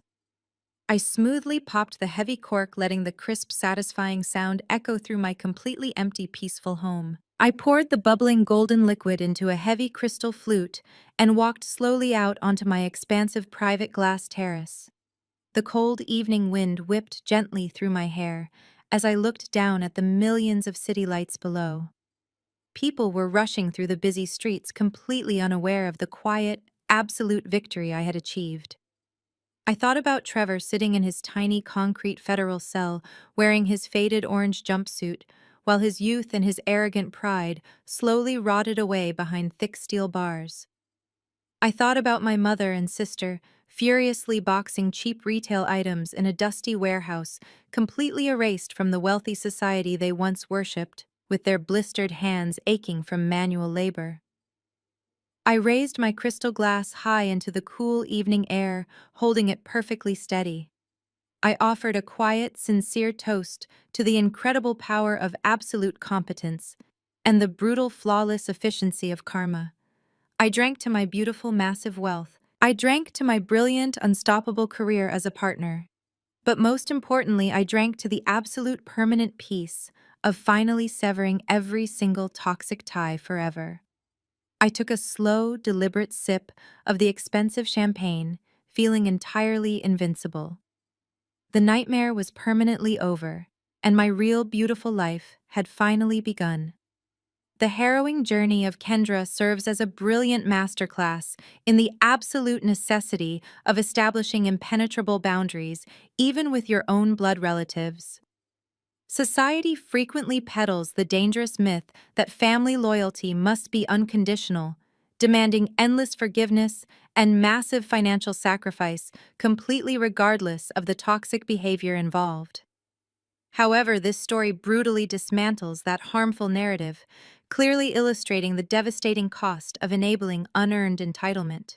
Trevor, Chloe, and Brenda operated under the supreme delusion that familial ties granted them a permanent all-access pass to the hard-earned success of Kendra. Their constant weaponization of guilt and gaslighting is a textbook tactic used by emotional abusers to entirely drain their targets. The ultimate victory of Kendra was not merely in flawlessly outsmarting their criminal greed, but in her unwavering, ironclad refusal to be the sacrificial lamb for their fake luxury lifestyle. She correctly recognized that genuine peace requires aggressively excising the deep infection of manipulation completely, regardless of who is actively inflicting it. The profound lesson here is that actively protecting your peace, your financial assets, and your psychological health is never an act of selfishness. It is a vital act of essential self-preservation. When toxic individuals repeatedly demonstrate that they view you purely as a disposable resource, to be ruthlessly exploited, you morally owe them absolutely nothing. The meticulously executed federal trap and the resulting permanent no-contact contract represent the ultimate enforcement of a personal boundary. Kendra definitively proved that the highest possible form of true wealth is a daily life completely free from manufactured chaos and endless emotional extortion. Stop sacrificing your mental and financial well-being to appease toxic relatives and start actively enforcing the ironclad boundaries required to secure your personal peace today.